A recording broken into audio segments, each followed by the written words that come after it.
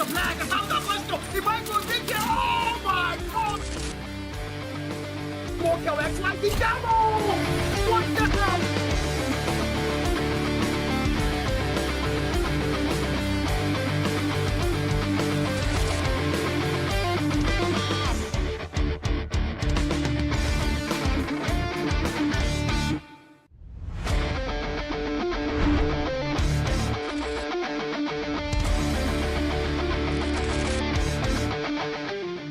The plaga, salta questo, ti vai così che oh my god! Muoio ex andiamo! What the hell?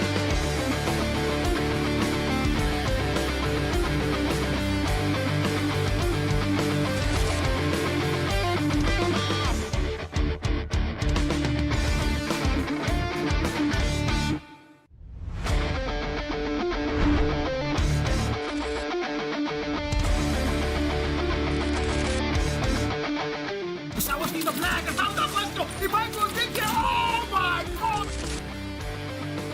Muoio ex andiamo! What the hell?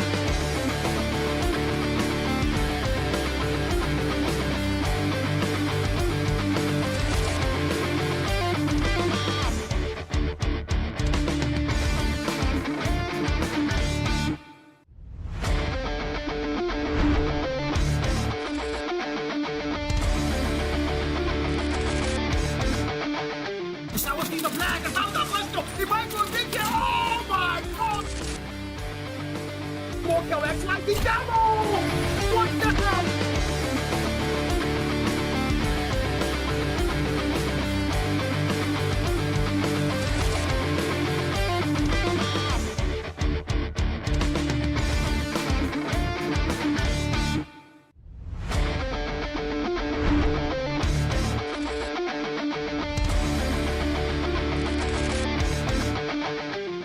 The plaga, salta questo, ti vai così che oh my god! Muoio ex andiamo! What the hell?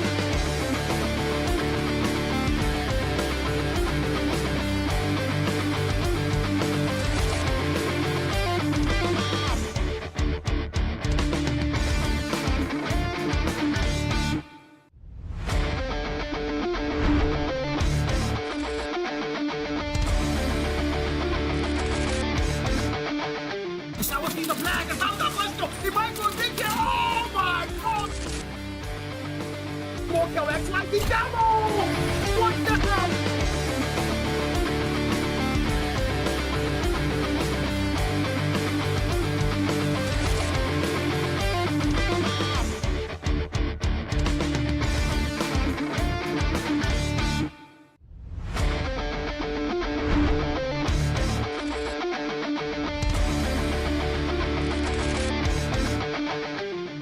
The plaga, salta questo, ti vai così che oh my god!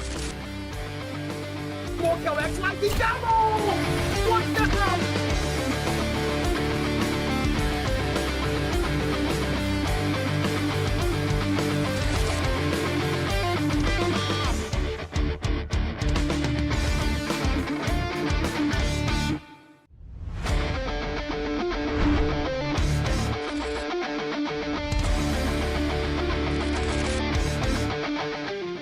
The plaga, salta questo, ti vai così che oh my god! Muoio ex andiamo! What the hell?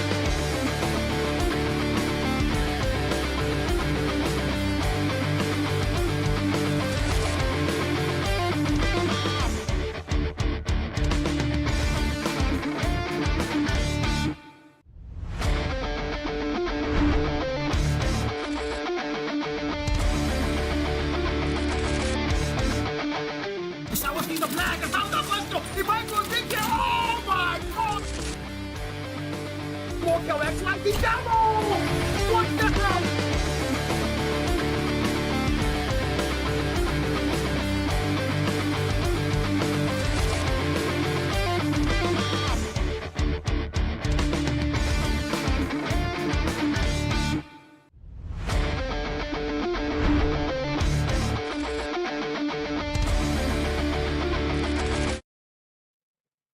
Alright guys, welcome to the stream. Welcome to the stream. It's your boy Carl, and well, we've got the one and only Kali alongside me in the building today. Kali, and the very first game up against our best East gamers right before us. Kali, how do you feel about today, man? How do you feel about today? I don't hear him. I don't hear him. Hello, everybody. Welcome to the African Champions League. My name is Gal Gaming, and our partner somehow got EMP'd early in this day, but he'll be right back. But for tonight, we got 3 amazing matches, 3 amazing series, and for our appetizer, we're going to be having up against hell, literally up against hell, as I go up against the #1 team in the lobby and in the tournament, which is Ace Gamers. They're currently going to be playing on our first match. Then we got No Nagins and Cast Esports on our match number 2. And Cast Esports are currently at the #3 ranking. And No Nagins are currently at #7.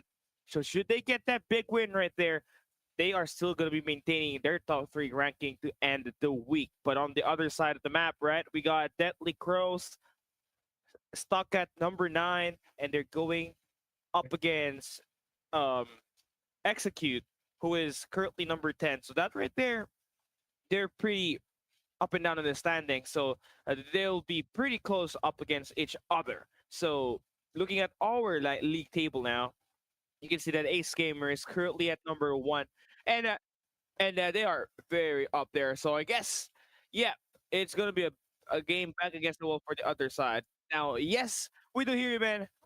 How are you?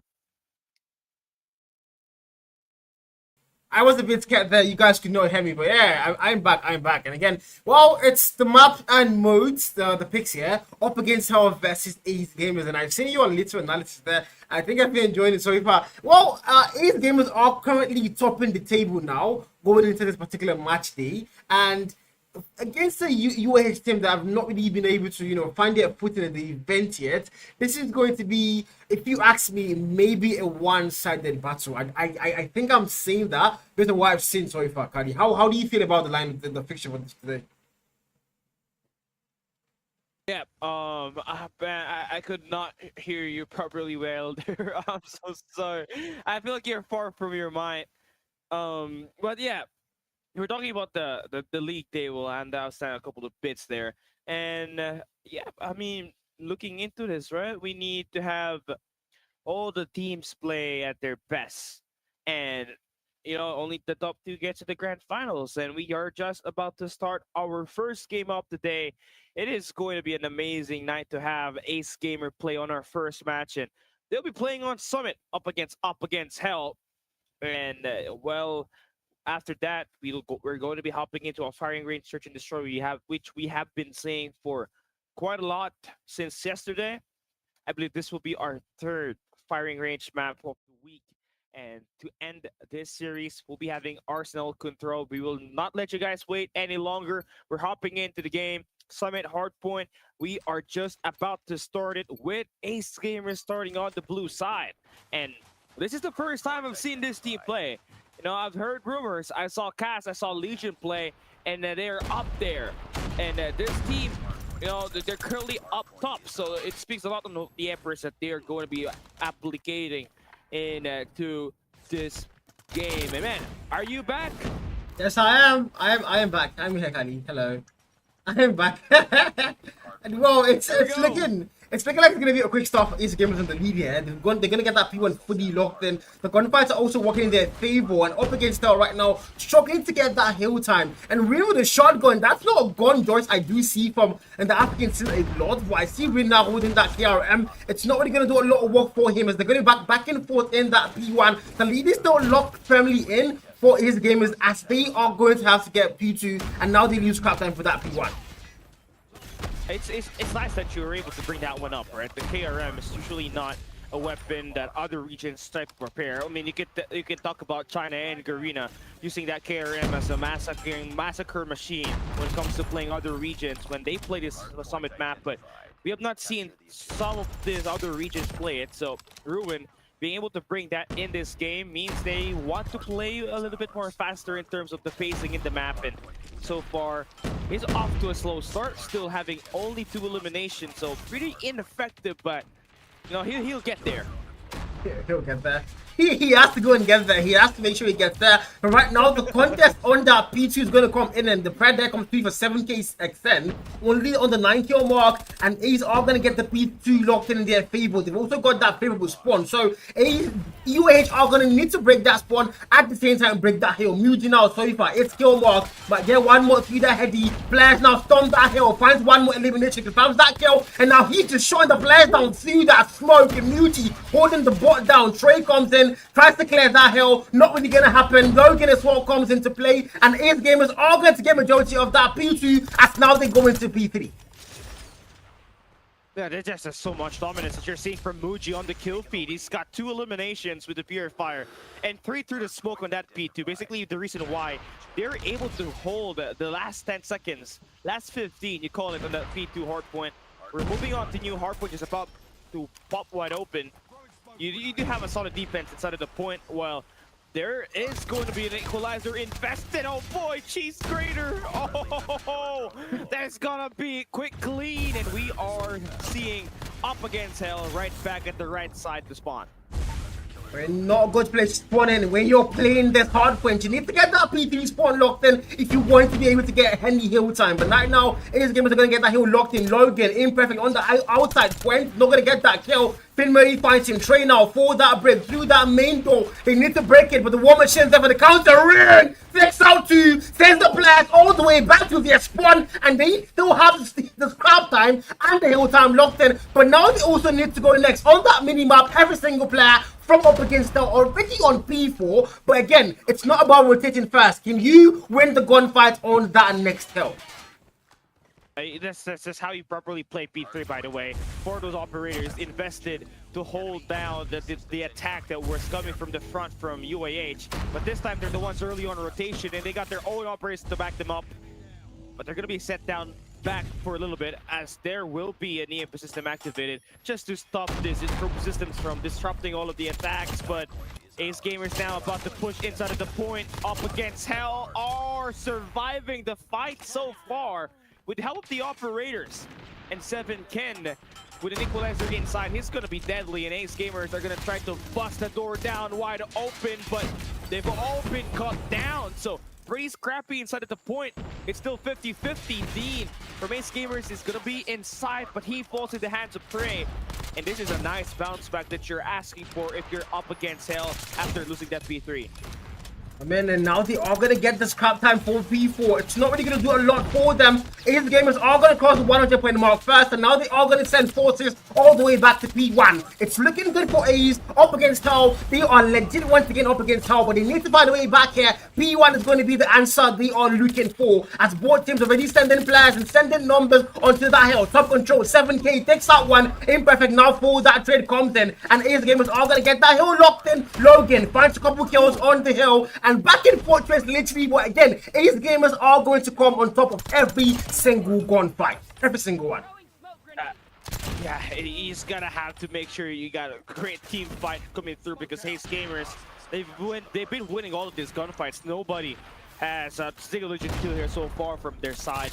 You know, Axness still getting there. He's got 10 kills now. Earlier he's got 9.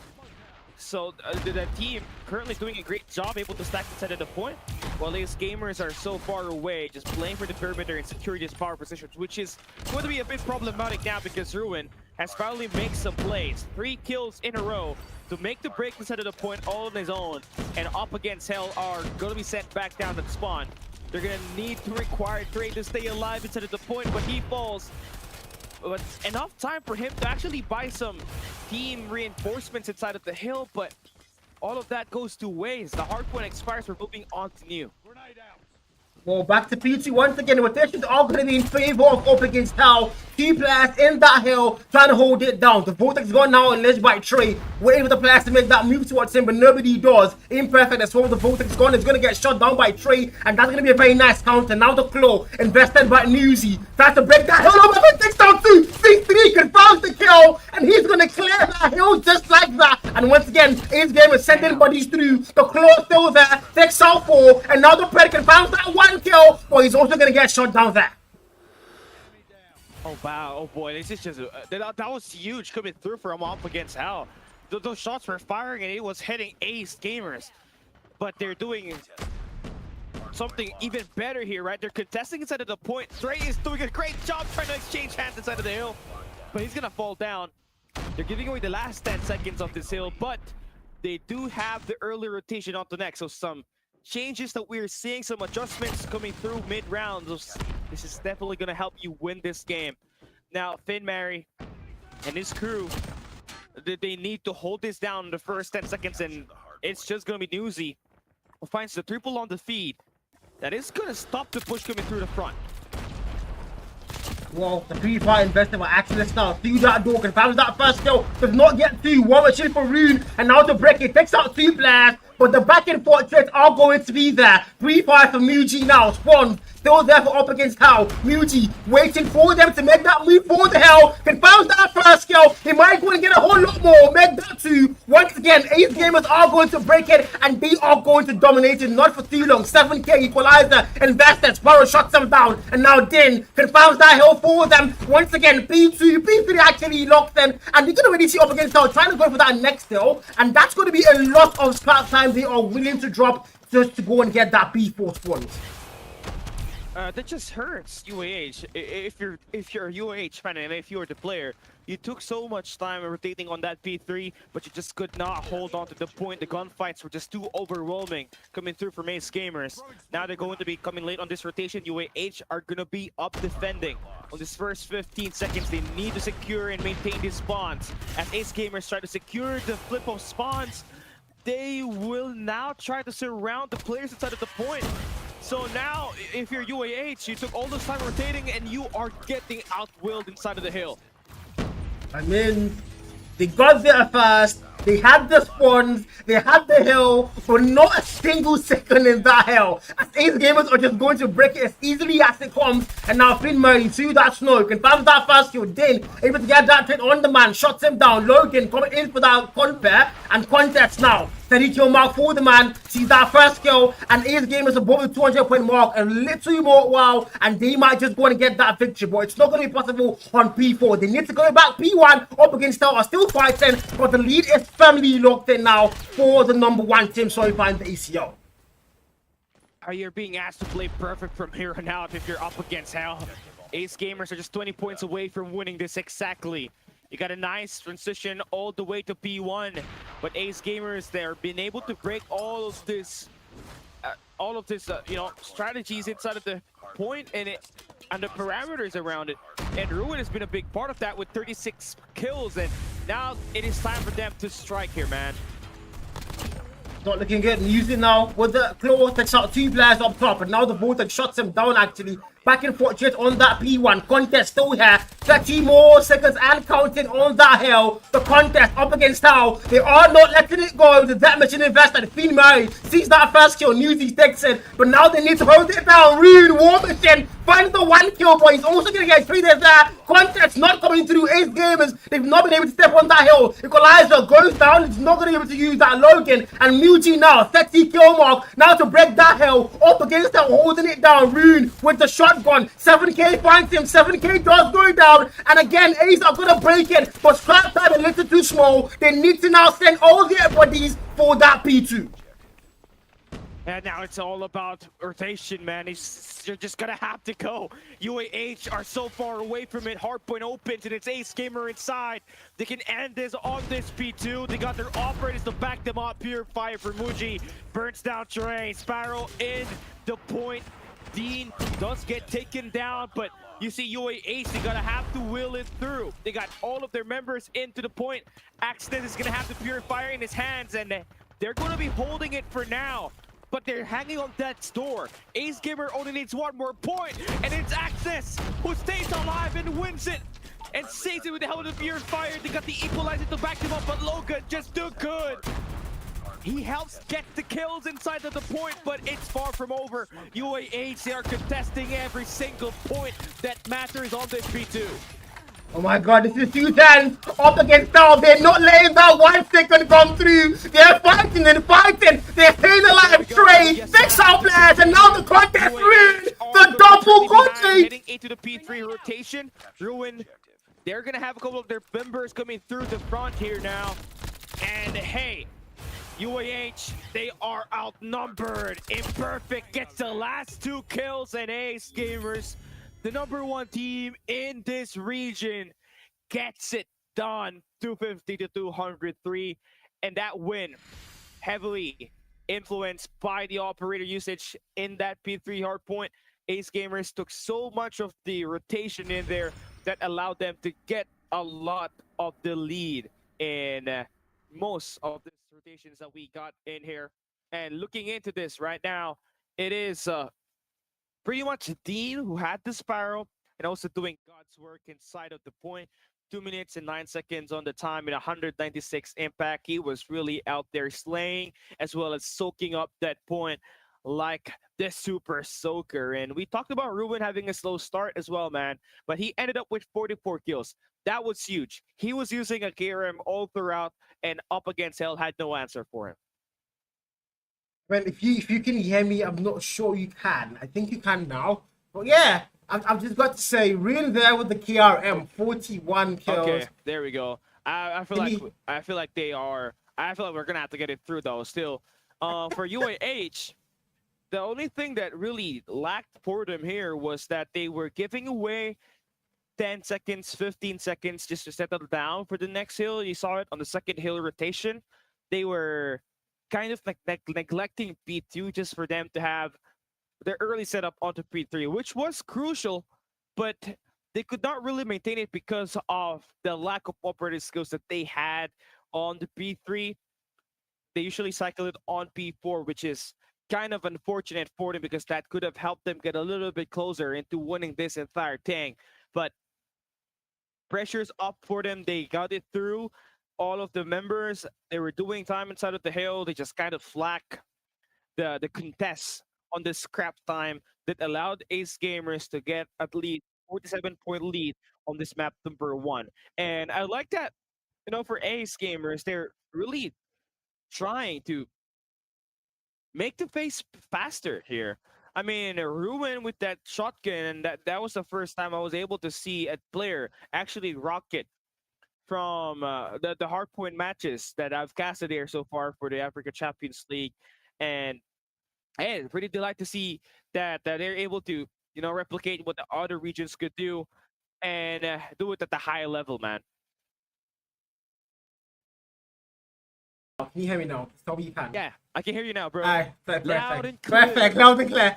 We are back then. But yeah, well, I mean, good game here for both teams. Up against how being able to even cross the 200-point mark, I've got to give it to them. That was clean. I didn't see them getting there, but they were able to find a way, stay in the game. That B2 of death there, that was literally the hell. That would have been the decider, but they held it down for as long as they possibly could. It was always going to be an Ace Gamers game at the end, but I mean, UAH, they gave it everything they had, and they stood still till the very end. But at the end of the day, it's going to be somebody's game, and it was definitely in favor of Ace Gamers. As now we go into a search and destroy. Yeah, that search and destroy, the firing range, it is not going to be the map, I suppose. I think we are going to be playing Tunisia. But yeah, we will see what is going to be the play in here. But if it's going to be firing range, for sure, that is going to be the third time this week that we'll be playing that map. Rather, third or the fourth one. We've seen so many plays coming through there, lots of highlights as well. And it's great that teams are trying to exploit this kind of map because it shows so much. You have so much familiarity on this map, and even if you do not get to play this on scrims, you do get to play it on rank if you're playing search and destroys only, right? And again, it's the snipers that is gonna make most of the difference here. I am familiar with what Up Against Hell could do on a game already, on a series entirely, but this is gonna be the first time that I get to cast Ace Gamers, and me, who did not do his research for sure, I want to give you guys my live reaction. That is the reason why I am trying to think of a better way for us to see what we could do in this search and destroy, right? But so far, really impressive what Dean and Ruin could do. for Ace Gamers. They could really frag it out there and score all of these eliminations. And they're doing even better by scoring time, which is the highest impact on a game, by the way. It doesn't matter how much kills you could get. You could get 50 kills and have 0 objective time.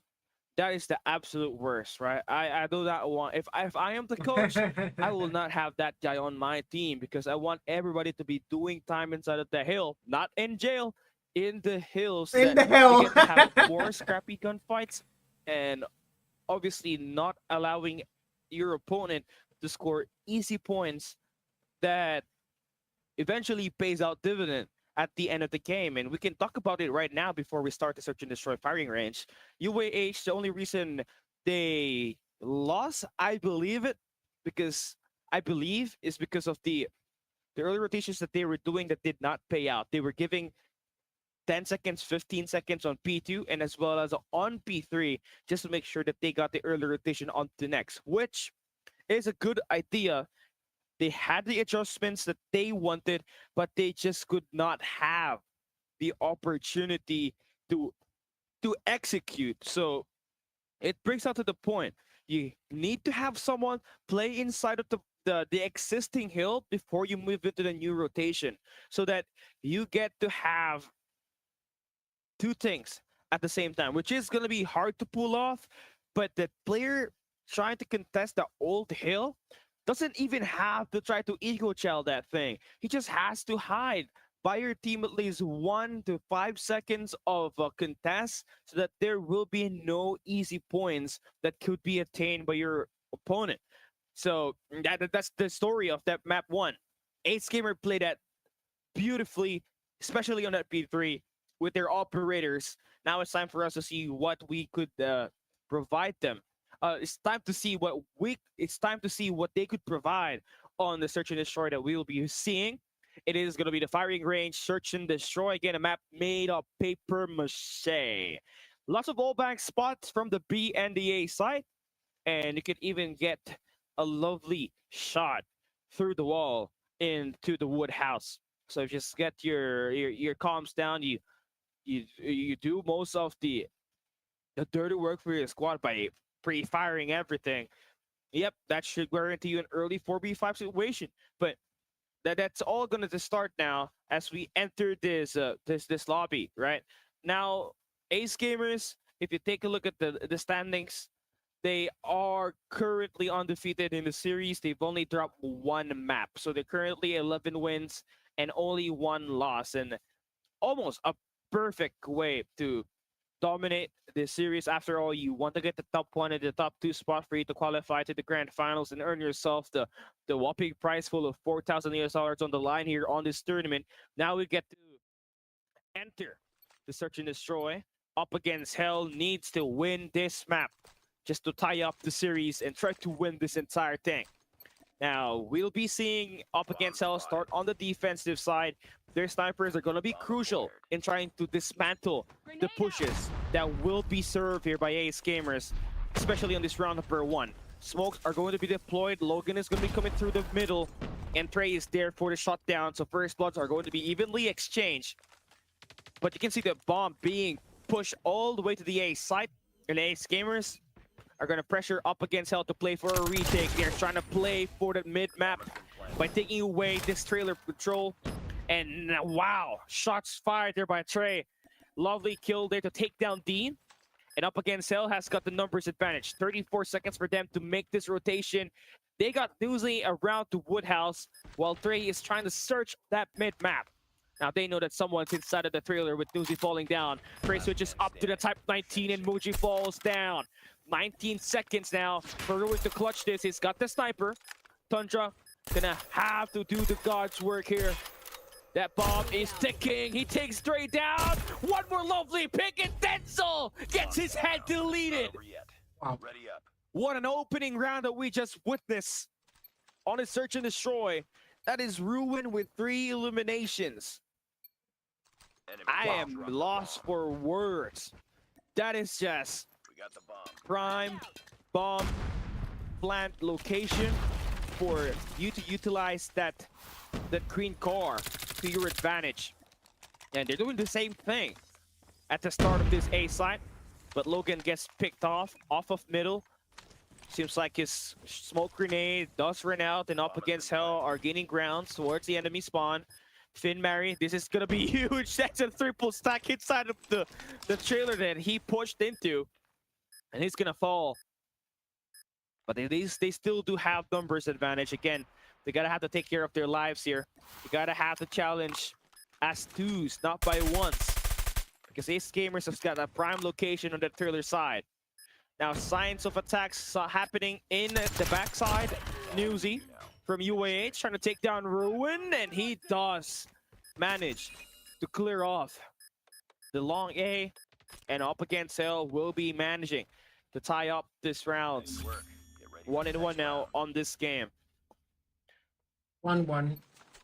It started off as the pickoff. It started off, the pickoff happened from that middle of the map where Logan was kind of just overextending, trying to take a piece of a kill right through the sandbags, but it don't really pan out at all for Ace Gamers. So UAH had initial numbers advantage. Now we are going to be seeing them defending the B side. Denzel and Newsy going to be able to secure some kills here.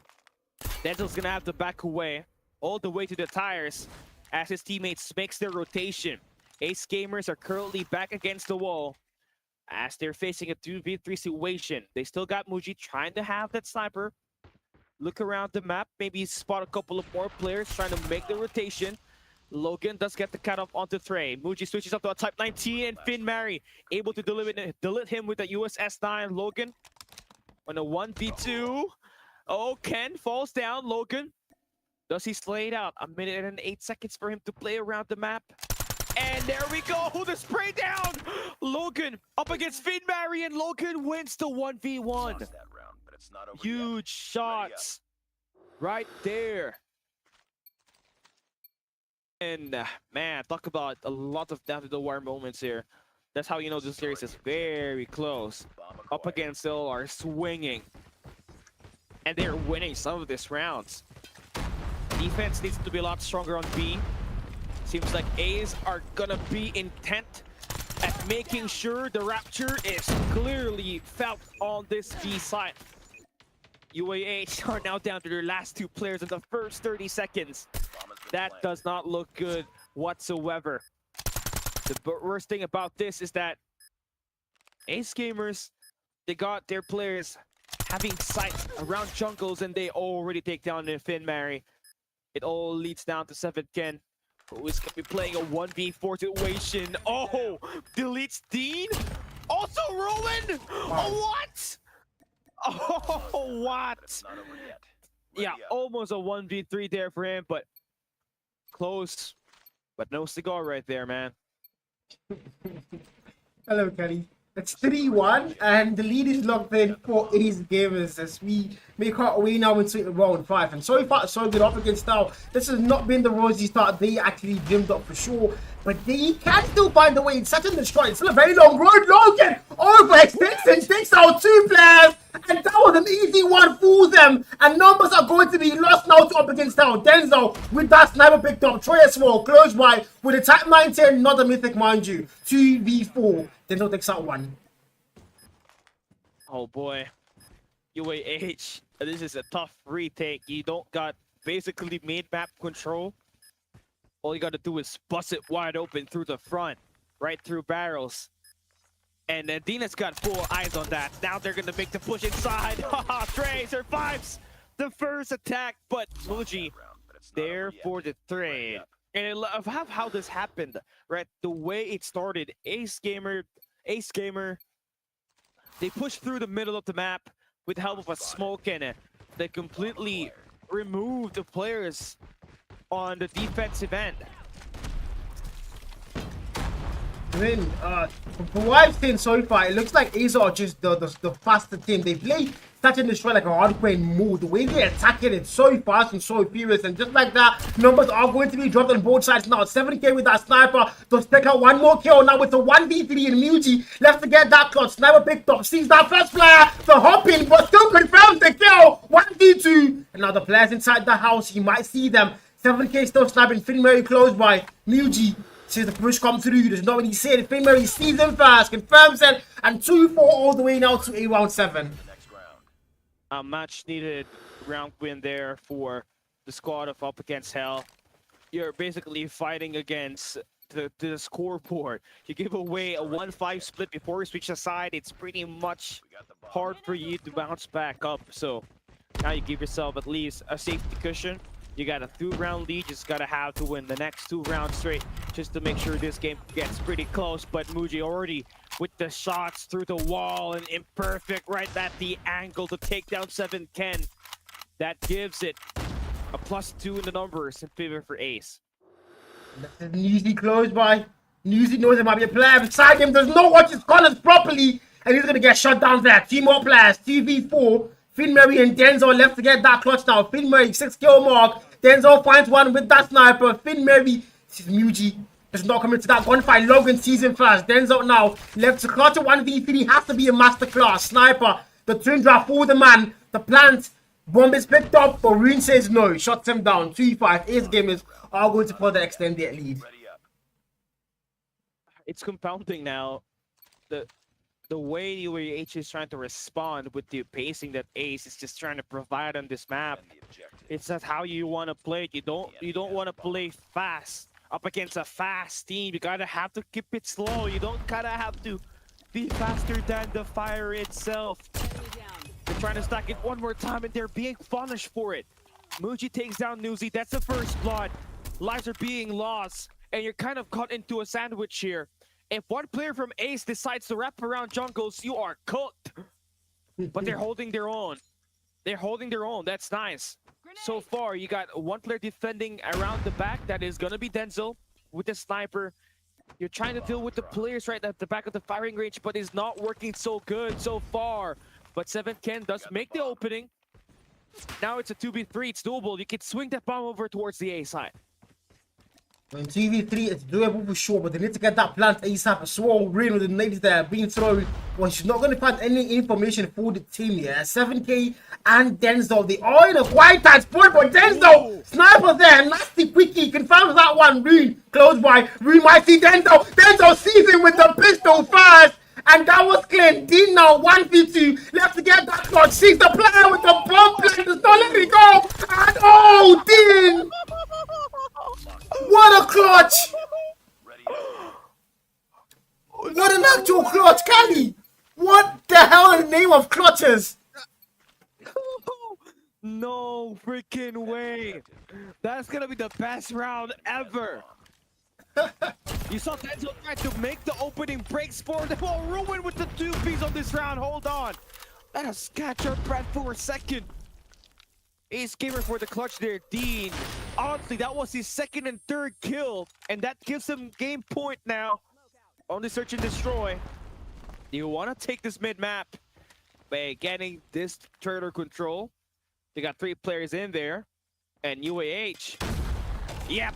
Ruin continues to hit him with the scope. That's 3 kills in this round.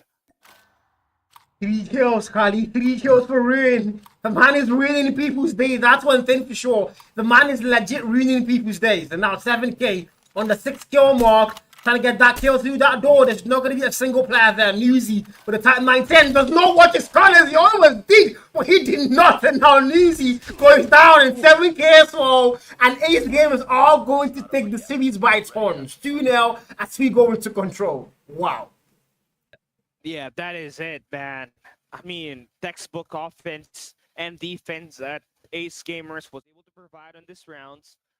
And the thing that was constantly happening for Ace Gamer was that Logan was playing the middle of the map, which was kind of suffocating Up Against Hell when they were trying to set up their defenses. And that's basically what happened. Logan, he's just hunting these players, lurking right through mid, very confident with his gunfights. Then you got a very solid sniper in Muji and Ruin, who had multiple moments inside of the map. And you also got Dean with that clutch earlier, a 1v2. To get that round number 8 in favor for Ace, and that just ruined, that just punished Up Against Hill, and they had no momentum whatsoever when they entered round number 9. I mean, that they did look like they might have been able to get a lot more rounds there. 7K with the sniper was a very influential force at one point, but he did fall off. Denzel also had a couple very clean snipes, but I think the skill level and the gun skill level here, which is clear in favor of Ace Gamers there. Muji, Rin, those two players, alongside Din, literally every single player in the lineup for Ace Gamers came, they brought something to the table and they definitely cooked, and they are going to win SMB as well as Hardpoint on the scoreboard there. 250 203 on the Hardpoint scores, 7-2 on Search and Destroy, and just like that, they are going to take the series no matter what happens on Control. They have the series family locked in. Yeah, they do, and it's just them now heading into Control Arsenal just to play this and get that third win. And again, it is important for them to make sure that they take that just to maintain a #1 spot and the highest ranking points ever in the league table. Because right now, with this win, that gives them 13 wins, still with 1 map loss, semi-perfect in terms of playing this entire tournament right here. They are steamrolling the competition with what they're able to provide, and they probably got the most complete firing range for the search and destroy that we have for a African team. So that is going to be nice. Probably very suffocating to play against with, especially if you do not have any set up defenses to take down the player that was lurking through mid, and that was slogan for Ace Gamers that they could just that they could not just control. He had 10 kills in that round. They had 10 kills on 9 rounds of action. I give you that. That's a lot of kills to provide for your team. Much needed as they're able to come up with a massive victory.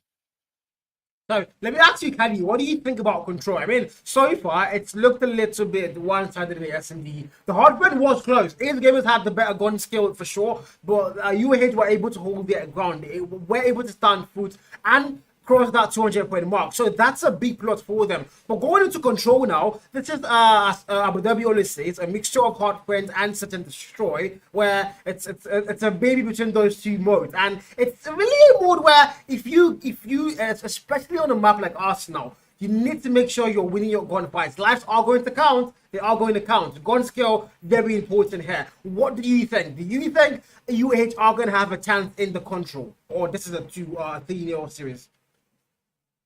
It's going to be tricky because whoever picked this map probably wants to throw this one as a curveball, because a lot of teams love to play Arsenal as their main control map. Usually it's going to be a seaside or a raid because it's easier to absolutely manage in terms of trying to be on the aggressor or on the defensive end. So this Arsenal map, it is going to be tricky to play around with because there's so much corners to worry about. And not just that, there is a big chance for a team who wins the first 5-kill metric to just overextend towards the enemy spawns, and you could not break free from it because there's doors on this map, which is so annoying because you don't get clear visuals on the enemies that might be defending on certain locations, prime spots for killing positions on this map. But if you're UAH, you're starting on the attack here, so you still got a chance to be on the initiative, right? So you just have to play the objective, gotta have to focus on it, which was something that they did absolutely well at a Hardpoint Summit. So if they could just apply that here on this map, they should be able to give Ace a run for their money here. Well, I guess we'll see what happens in the actual map there. Because if you ask me, I think it's going to be a one-sided thing. Sin the gun skill department in S&D are Sin so far. DNA Imperfect Muji, Rin, they're literally every player that is a Rockstar there. They do look to be better in their 1v1s. They win most of their 1v1s. They're literally walking 2 pieces. Literally all the players there, they are walking 2 pieces. So I don't see a lot of 1v1s being won by up against Tel. So that's going to be a major factor as to why I think Ace are going to get the 3-0 series. Yeah, but up against Tel, you cannot write them off. They're still a very solid team. We saw them on Hardpoint. They did do their best there, and it's now on Control, where this is a map they're playing for pride. They don't want to get a clean swap 3-0. They need to get at least 1 map, and this is the map they need to get on Control Arsenal. The question is going to be there: can they actually do it, or are they just going to let Ace Gamers walk all through them? Okay, I understand what you meant there. And again, Ace Gamers, if you just track what happened in the last 2 maps, they've shown dominance. They've shown that their gun skill is clearly superior.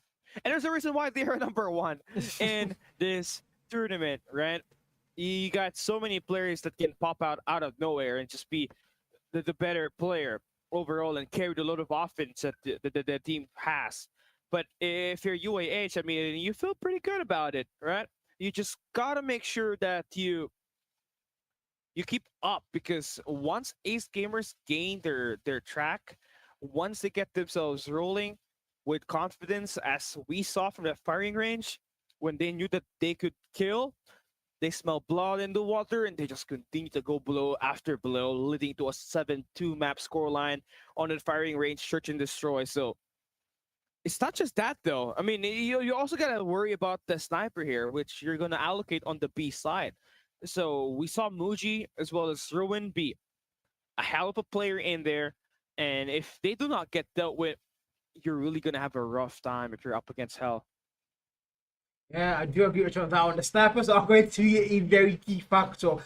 Considering what we've seen the snipers do in Set and Destroy, if they bring that same energy into the control, they are going to be a very major problem for the up against our team. They need to find a way to counter the snipers. And well, we are going to see what's going to happen on the control fixture. But so far, guys, this is the African Champions League. If you're just joining the stream, it's your boy Carl, and I'm co-casting with the one and only Kali. And so far, it's the Ace Gamers versus up against our match, the very first match of our March day of 3 different matches. And so far, Ace Gamers are holding that series hostage. 2-0. Hardpoint and Search and Destroy already won. 250-203 on Hardpoint. 7-2 on Search and Destroy. And now we're heading into control, where the players are already in the lobby and they're just getting ready to go and give us that action. You know, hopefully up against them. Go and finally get a map here of Ace, who have only dropped one single map in the whole event.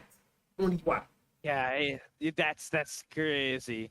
I mean, you know, UAH, you're off to a slow start.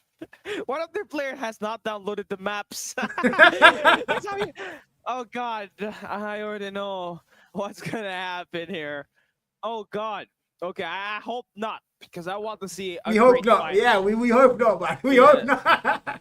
I mean, not having the map is crazy, Kali. I wouldn't lie. That tells a story. That means they're not screaming Arsenal. Yeah, thank you. That's it. That's the storyline. It's not looking good for them. It's not looking good. Yeah. Oh man. Oh, he's still downloading the map. Okay. Wow. So we're gonna have to wait it out. So tell me, man. Ace Gamers, if you are to scale the team's ranking by Hardpoint, you have Ace Gamers, you got Legion, you got NATO. Who's going to be your top one? I'm sorry, I'm putting on the spot right now, but I just want to know I want to know quickly before we head into the map. Who's your number one? I'm gonna go with Ace, man. I'm gonna go with Ace. I mean, the other two teams that are solid teams, but Ace. Anytime, any day, man. Anytime, any day, Ace there. Anytime. Okay. Interesting, because have Ace Gamers and NATO play? Oh, I'm not doing my research on God. I want to see Ace and NATO play on a series, and I want to know how well are the respawns. But hey, that's a topic for later. Let's head into the game. Here we have it, Control Arsenal with Ace Gamers already up 2-0 on the overall series count. They are looking pretty good. Pretty hot start that they will be having as we enter round 1 of this map. Whoa, the damage comes in early. 7K finds that kill. Didn't get first blood with the Godney there, but now he's going to get shot down. So far, 29v29. None of the flags have been stopped upon, but the boys in yellow up against Star, they need to get on that flag. There's a lot of time on the clock still, but time runs out pretty fast if you're not stepping on the flags. And on the kill feed, it looks like they're going to have lives in their favor. 26, 27. Imperfect finds one mid. That two already in their spawn. Imperfect already on for the spawn trap. What is the man smoking? Oh man. Imperfect is playing training range. Oh, 2 more players are going to be dropped. Finally gets sorted. And the thing here is, there's only 1 player that they were playing around the spawns, and they could not get the capture on the A side. That's tough luck right there. You could not punish the situation that was given on your end. So Ace Gamers are going to be able to have a little bit more spawn control as well as the location on the map, right? They're able to overextend around the enemy lines. UAH are still trying to buy in to a capture on the flag.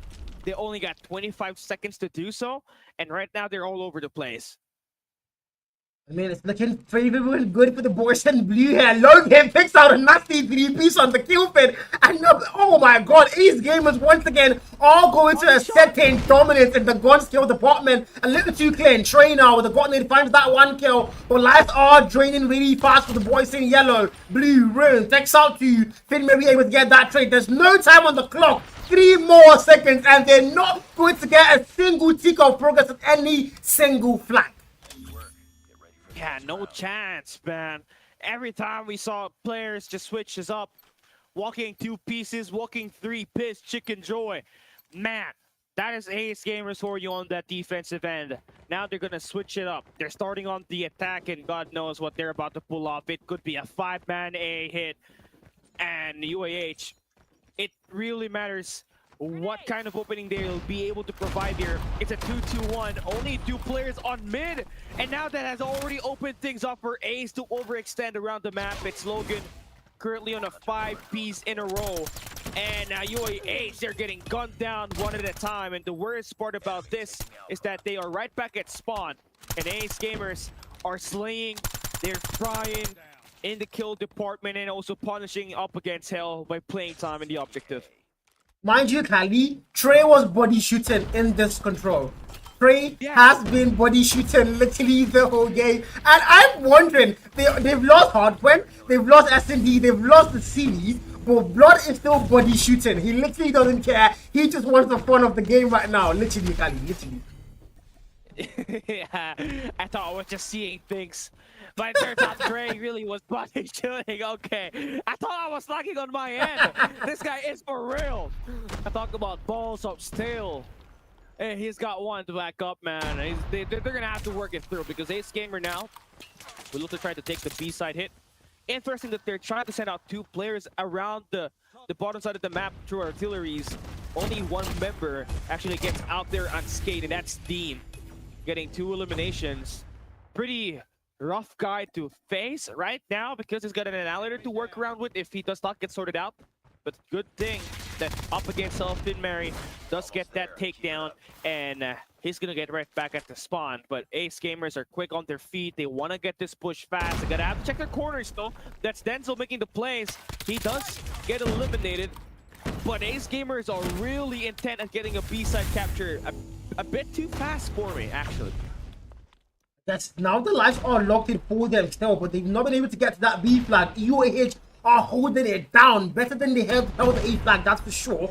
7K CN now through those drafts. Might get the players, the backstab, the players don't see him, and all 4 players for Ace are going to make that push. Muji takes out 2, but the man is still in that draft. He might be able to now flank them. I don't think he's making that move just yet. 11v9, the boys in blue, Ace Gamers, they are going to have the B flag in sight now. Rui Logan, 7K, the flank does not work for him, and the Sparrow now invested by Muji to get that B flag capture. 1 tick about to get locked in. Now it is one machine comes 3 for 17. Now to break that hell, can find 2 kills, sends them all the way back to the spawns, and now it's going to be a 6v5. The lives are in favor of Ace, but it's way too close.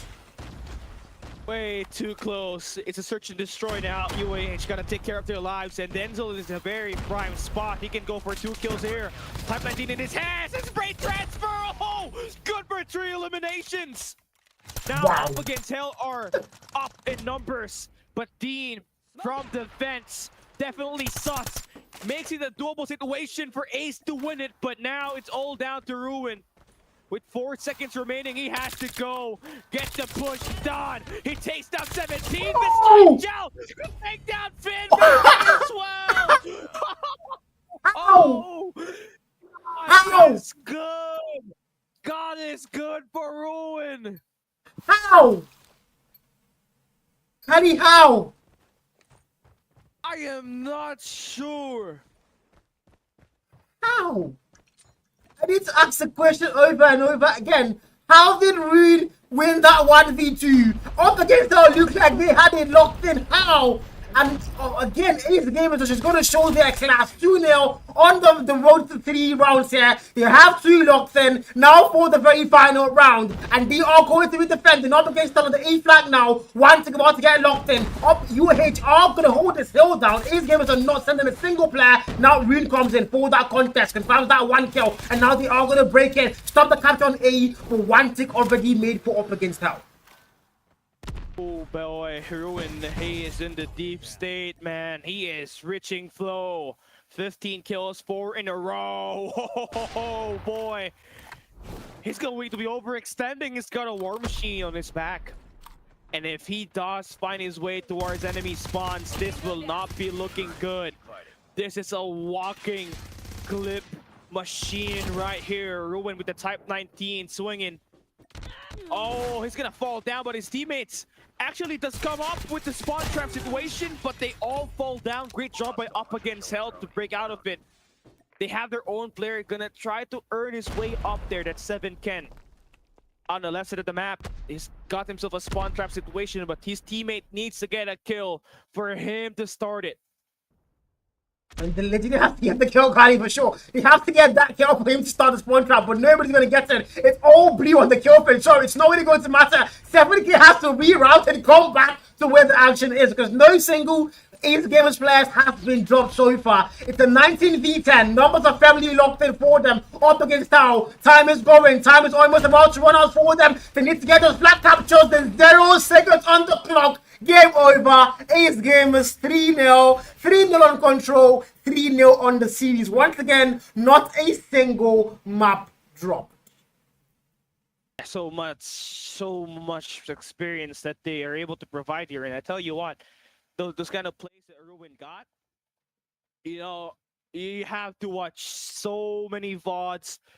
You have to play so many scrims just for you to allow that 1v2 clutch to happen. And it was built for the moment. He's going to take the MVP of this control game, and as he ends up with 21 eliminations and 10 deaths, that's a 2.1 KD that he's got. And the closest is not even close, right? 16 and 13 is a 1.6. So Ruin definitely put on quite a great show for us here. And Up Against Hell, they still got a lot more to learn as they take a 0-win series right here. They took 3 losses, and they just gonna have to go back to the drawing board. Yeah, they do have to go back to the drawing board, that's for sure. Ace Gamers are going to get it cleanly. I did say 3-0, to be fair. I did see the 3-0 coming. Yeah. We were hoping for an Up Against Hell upset, but it's just not going to happen. Not a single map one. Control, clean sweep. S&D 7-2. Hardpoint was the only mode that even tried to get close, and that was effort, you know. They were holding a lot of time on that final P2 and making sure Ace don't get that very last second they needed. But again, it is what it is. Ace Gamers are going to get the very first match series here as they further extend their lead as #1 with only 1 map dropped so far in the whole event. That's very impressive. Very. Yeah, they are the cream of the crop, right? The top dog of this competition, and everybody that play against them, they'll be looking to try to get their 110%. But the thing is, this team is prepared to take on every challenge that they face, and they've been absolutely slaying it. So many clutch moments on this series right here, and I can't wait to see more that will be coming up ahead. That's for sure. That's for sure. Our next matchup is going to be starting really soon. It's Cast Esports versus Nagin Esports. Mind you, Cast coming into this event, they were favorites to win the whole thing. And right now, they're not in such a favorite spot anymore, especially after losing 3-0 to Ace Gamers. That was not a good record for them. Now, this is the aftermath of that match day, and they faced Nagin Esports, which is safe to say going to be a very crazy one. Yeah, so it is gonna be testing their chances of trying to enter the top 2 spot, because they got special squad in there, right? The SSSS, they're currently sitting pretty there with 12 wins and 1 loss on of the week. So Cast Esports has still got a lot more climbing to do, and they're currently at number 3 so far, and they gotta make sure that they win this thing, because moving towards the next few weeks, they lose a couple of maps, that might just be the deal breaker. They might not be able to get into the top two. I mean, yeah, that's going to be very important for them. They need to make sure they go and get all the maps here. This is non-Gone Esports, who also haven't had a bad start to the season. Cast Esports know they need to win every single map. I feel like we lost him again. Oh boy, is he here? Yeah, it's my network. It's my network. It's my network. Oh, can we throw it now? Okay. Okay. There we go. There we go. Yeah, can you hear me? We're ready now. It should be good. Yeah, we can hear you. Okay, perfect. That's just a little break there. But again, well, I think we're going to go on a very short intermission break before we get the next game. Non-Gone Esports versus Cast is going to be our next matchup, and we're going to go on a short break. And when we come back, it's going to be match 2 of the evening. So don't go anywhere. Get your water, your popcorn, your coke, whatever you're into, and we'll see you guys for match 2. Cheers.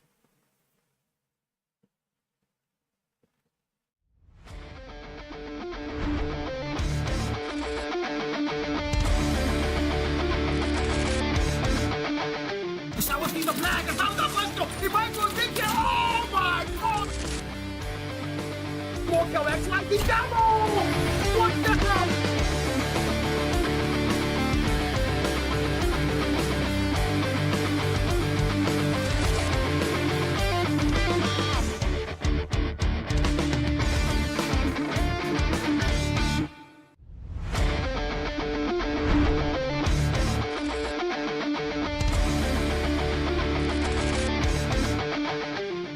The flag is out of Westro. He might go dig it. Oh my god! Walker X like the devil! What the hell?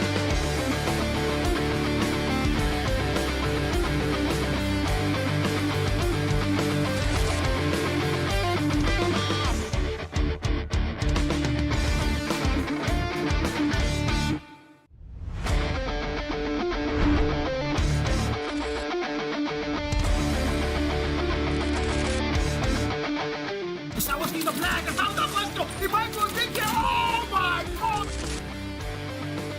Walker X like the devil! What the hell?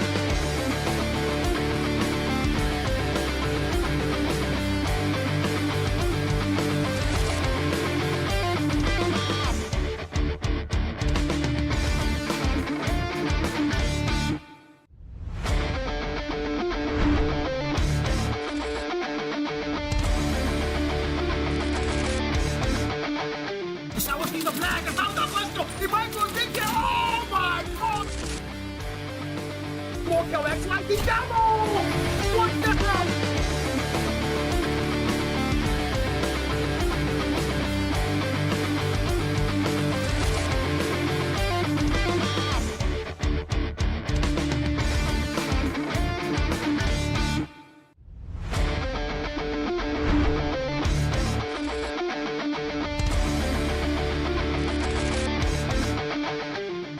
The flag is out of Westro. He might go dig it. Oh my god!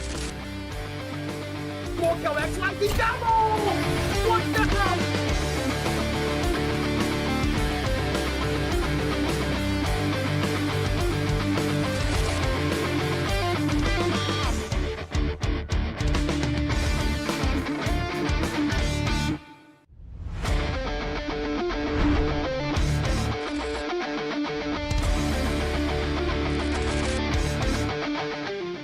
The flag is out of Westro. He might go dig it. Oh my god!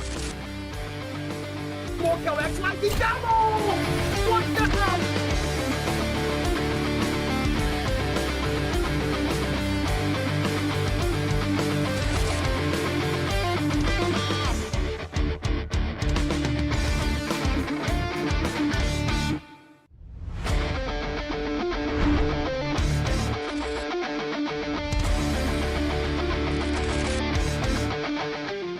The flag is out of Westro. He might go dig it. Oh my god! Walker X like the devil! What the hell?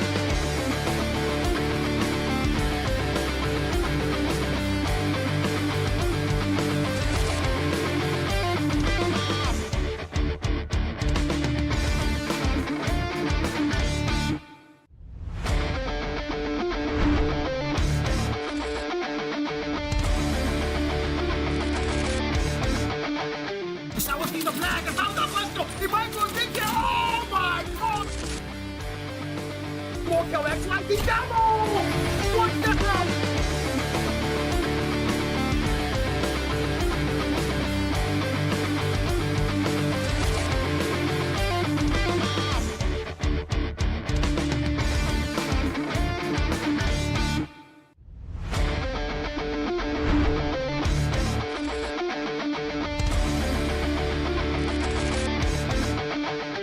That was the flag, and how the first go? If I go think, oh my god! Walker X lightning double!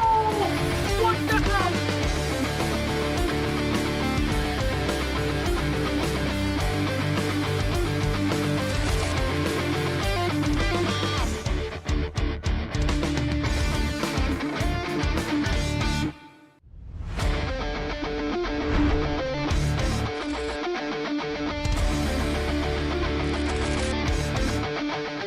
That was the flag, and how the first go? If I go think, oh my god!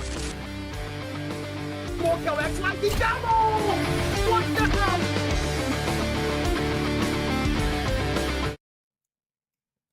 Alright guys, welcome back to the stream. Welcome back to the stream. If you're joining us on YouTube, TikTok or Twitch, hello from Carl and the one and only Kali. As we now go into a Cast Esports versus Nagin Esports maps and modes pick. Again, well, these two teams, 1T1, 1T2. But I don't think the difference is that clear anymore. These are two teams that actually have what it takes to go all the way. And well, for the maps and picks here, stand up Hardpoint. Kali, stand up Hardpoint, man. Stand up Hardpoint. Wow. I mean, it's gonna be tough if you're no Nuggins to try to contest this, right? Because this is going to be a map where Cass feels like they are going to be confident in destroying opponents, especially when you got Darex on your team, renowned, pro player around EU back in last year in 2023 as well. So it is gonna you're gonna be required to be laying on your best, especially in the money hills on that map. P2, P3s are essential, and if you can chain P3 to P4 as well, you got yourself a great time. And once we finish up that hardpoint standoff and head on to map number 2, we'll be seeing Express. And I tell you this is going to be a map pick provided to you by Nonagons, but Cast Esports prefers to play Express Search and Destroy, especially with Darex in there. So interesting pick that they were able to provide on that map number 2. But obviously, after we play all those 2 games, we're still guaranteed to play Raid Control, which is going to be the most played map, starting this year, knowing that it's the only map left that is tolerable in terms of playing the competitive world format. And it's had its fair share of moments in the World Championship and in the communities tournaments that we have provided all around the world. So everybody is down to play Raid, man. Yeah, for sure. They are going to be down to play. Raid is a really good map. It's one map that personally I like to cast it, but I don't like to play Raid. I don't like to play. Raid is one of those maps that I don't like to play in ranked, but I like to cast it. It's an OG map where all the players in this game know literally every power spot, every angle, the spawns and everything in a map like Raid. But yeah, as well, going into the first map, which is going to be Hardpoint on standoff, another OG map.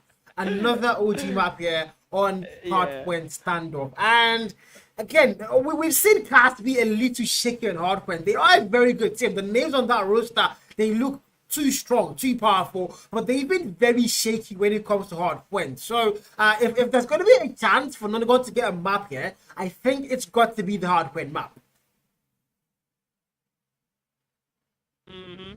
And also, apart from that, right? I mean, we're gonna have to talk about the standings of the teams here heading into this, just for us to provide the viewers what to be expecting heading into this matchup right here.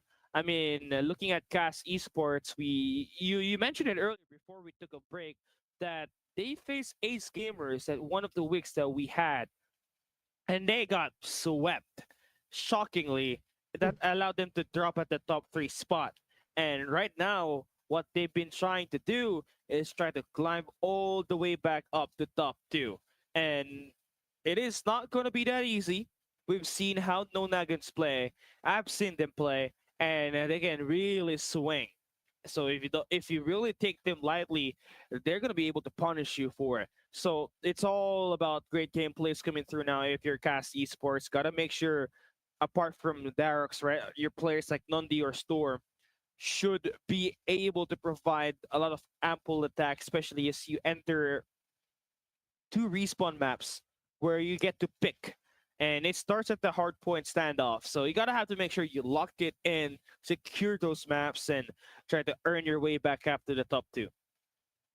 Yeah, it's going to be a very hard road there going back top two. You know, for some reason I'm not even saying top one. I think we're not even saying top one. We're saying top two here because being able to get the point difference right now, the map difference as well between Ace Gamers and Triple S, it's not close. And again, even Cast, it's even further. So the only thing Cast can actually try to aim for here is that top two spot on today's matchup, which it's not looking easy as well. None of these spots, like you did say correctly, are a team. They're not a pushover. They've had a lot of good maps. They've had a lot of good games. And against Cast, they would want to go all the way. They would want to actually go and show their power. So it's not going to be a walkover game here for Cast Esports. Nonagon Esports, they are going to be prepared. But again, standoff, OG map, Hardpoint. This is going to be, again, the only mode that I personally think N9 might be able to do a lot of damage to Cast and possibly, you know, start the series off on a good foot. But if they don't get the Hardpoint, I don't really see them doing a lot of work on the Search and Destroy. I don't see that. Oh man, I wish I could have heard what you said. I'm having trouble. My my mic end. It's the Sorry lag. about Oh my god. Yeah, Sorry I think about I that. got disconnected, but can you hear me now? Yeah, I can. Loud and clear. I can. Loud and clear. Loud and Yeah. clear. Okay. So, I mean, I don't want you to repeat what you just said because I know for sure that that is so that there's so much implication in this, right? And I feel like at this point in time, right, heading into this match, we're gonna have to talk about the maps again. And for the maps that we just flashed to you guys, standoff, hardpoint, raid control, that is going to be map picks brought to you by Cast Esports. And no Naglets get to pick the side on the map. And they better make sure that they pick defense on raid. But on Express, this is where I kind of afraid. I'm kind of afraid if you're no Nuggets, right? Because this is the map that you picked, and you allowed a team like Cast Esports to pick the side on Express, where they're particularly good at playing the map. So let's see what's gonna be happening as we enter the map here. But before even talking about Express Search and Destroy, we're gonna have to hop into the standoff hardpoint. But predictions. I want to know predictions.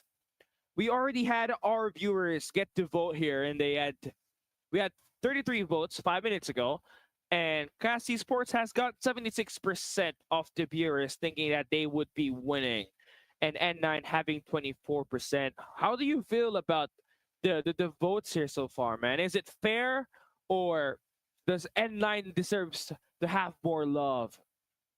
Man, if I'm going to be honest with you, that Kali, I would say it's fair the normal day, but N9 they've been really good as well. They've been really solid, you know, going into the event, the ECL. So I would say maybe leave it a bit of 60-40 there. Cast on 60, N9 on 40. That's what I would personally say. But it's still anybody's game on the hardcore stand-up here. It's anybody's game. The players are already fully locked in the lobby. They're about to get the game started. I guess the game will tell. That the game does have, you know, that does get to decide it, right? So Darex is definitely the player to watch out for here. I mean, this guy, I was able to watch him play in 2022, I believe. It was Strut Esports where he was part of the team, and he's had a fair share of moments in Mobile Mayhem as well. And Darex definitely, he is a capable man, but can his teammates actually go up and really deal some massive blows here as well? Because N9, they are not just any team here. After all, They are currently sitting at number 9, if I'm not mistaken, or number 7. But they're still Number seven, capable of seven, seven, destroying seven. and taking away some. No, number 7. So they are capable in dismantling teams. They're just having tough problems in trying to close out maps. But if they do try to take down Cass, it's going to be the talk of town. But let's look at the reality here, man. Cass Esports definitely are the clear favorites to win this.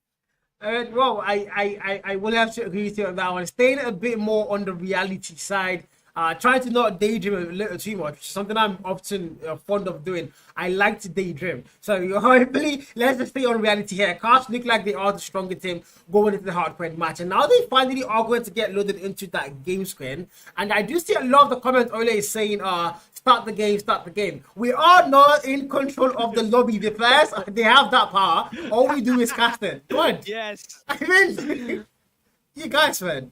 That's true. Yeah. You guys want to start the game? Now we're gonna leave the lobby. We're gonna be right back in the lobby. So Welcome. We're gonna be taking along. A lot Don't of worry, talking. We're professional yappers out Thank here. you, We thank love you, talking. thank you. We will never stop talking. I'm sorry, guys. We are professional yappers. We get paid to do this, so you gotta have to bear with us. And honestly, looking into this, you guys definitely showing so much love for Cast Esports, and there's clear reason for that. This team is definitely up there. You know, they played in carry first, and they're able to push up and get a high ranking right there. And obviously, it is not just that. I mean, they know how to get the job done, and they have very fast players that can really keep up with the pace, and their search and destroy definitely needs a lot of work. But on Express later on, which we will be playing, they have a great chance of actually finishing up with a 3-0 here. Yeah, they do. They absolutely do. I've got to agree with you on that one as usual. They absolutely do have the chance of getting that 3-0, which they need, actually. They do need to get that 3-0 if they want to stay alive for that top 1, top 2, top 3 spot. They have to make sure they get all 3 maps. But also, Nonagon Esports on number 7 so far in the event. They also want to try and get maps here because those maps are going to be vital in their chase for that top 6, which is going to be very important to them. So, Cast Esports not going to be a walkover here. Also, Nonagon, they know they are facing a very tough team, arguably top 3 in Africa right now. So Nonagon, they have to bring everything they have on the table, bring it to the actual table and put it there, and just hope and work. Hope that all the training over the weekend, over the last couple of days, is good enough to actually go and try and get a map, or maybe even the series of cast. You can never tell. You can never tell. You can never tell. Yeah, you can really never tell. So we're just waiting for the game to start, you guys. I know you are waiting for Cast as well as N9 to play this, and obviously there's a reason why we are trying to load up the lobby as fast as we can, but the players are trying to connect as fast as they can as well. We will be seeing them play as soon as possible, and you guys will have a best viewing experience. For the time being, you guys, I want to know your predictions on this map. Clear prediction. I feel like it's going to be 250 and 175. So make sure you drop your predictions down there on the comment section. What's the reaction? Is that too harsh? Or am I too forgiving? I do, low key, even though I want to see N9 do something, but I think 250, 125 is you being too gracious there. I don't see them getting above 150. I don't see that. Maybe I'm being too harsh now. Okay. Maybe I'm being too harsh. Okay. Maybe you're not. The game can only dictate what is going to happen in here, and we're still waiting for N9 to get it through. But yeah, I want to know the prediction of everybody. Squidward said 250 to 112 for Gas. Okay, I feel like I'm being too gracious. I'm being too good. 250 and 50? Bro! African Champions League, you are savage. You are a savage. That is just insane. That is just insane. N9 is not getting love. F in the chat for N9. We have not even started yet. Well, I think that's the fun part, where Oh they get God, to have the Fatty underdog said story. 250 to 215. Okay. 250-49. I don't think that's possible, Josie. I'm so sorry. Okay, yeah, we're waiting for it. Right now, it does look like um the players are still trying to connect, so we are taking our time into providing an opportunity for these players to get themselves into the lobby, but we really gotta have to wait it out. But to those who are just watching right now, let's take a look at our league standings if we can show it at the moment and provide these people what they can expect heading into this matchup, right? Cast Esports is currently number 3 in the rankings and are currently 8 wins and 4 losses. They need a 3-0 here badly. And it is crucial for them to get the top 2 spot because I want to see Ace Gamer and Cast Esports play again. But that only will happen if they got the mental fortitude to get right back into this standings because Triple S have looked mightily. They are currently number 2. Legion is in there as well. There is so many great teams. Top 1 and number 6, they are incredibly amazing. And although No Nagins is currently number 7, I know that they could throw a punch. Same thing can be said for Eclipse. Now, obviously, for aggressive ops and up against Hell, they have not had it easy, but this is where you try to take all of those losses and convert it into moments where you'd be able to have a chance to learn from the mistakes that you are applying in the game. Like, for example, for aggressive ops, yesterday they came so close at winning a map, a search and destroy map, but they just could not close it out. And they could learn from how should they be able, they could learn from how do they want to play late in the game so that they manage to win a map. Enough of that yapping. We're heading into the game, ladies and gentlemen. This is the African Championship League match week 5, day 2, and we are on our game number 2. It's Cast Esports going up against No Nagins. Cast Esports have shown incredible determination in the fast 4 weeks, and they'll be playing stand-up. And you guys said that it is going to be quite one-sided, and let's see if that's going to be an answer that is going to be, the result. Right now for N9, seems like they are trying to break into the point. It has been a struggle so far. This P1 looking like it's been one-sided, and that's the thing. If you do not have your players stacking up and trying to attack as a bunch, you are going to be guaranteed a rough fight. Nondi going to be playing all of those points inside of the hills. Got 36 hardpoint objective, and he's got himself already a Predator missile earned up. Now a contest will be made here by No Nagins, and finally they find the breakthrough, but Darren's quickly reinforcing inside of that point. Last 7 seconds, still going to be contested here by Cast Esports, and they are greedy with it, not giving any chance for No Nagins to take away anything of everybody of this. So now it is now P2 just about to pop wide open. It's 44-5, and yeah, I guess my score is just too gracious. I'm tied again at 250-175. I don't think No Nagins are gonna be even going past 100 points. Cast Esports straight up dominance.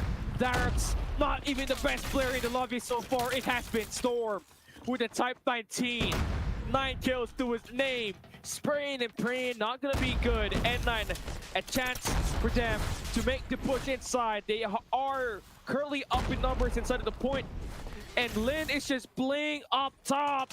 Oh, he sees him. The challenge is there. He falls, but Darren's is gonna be resupplying inside of the point.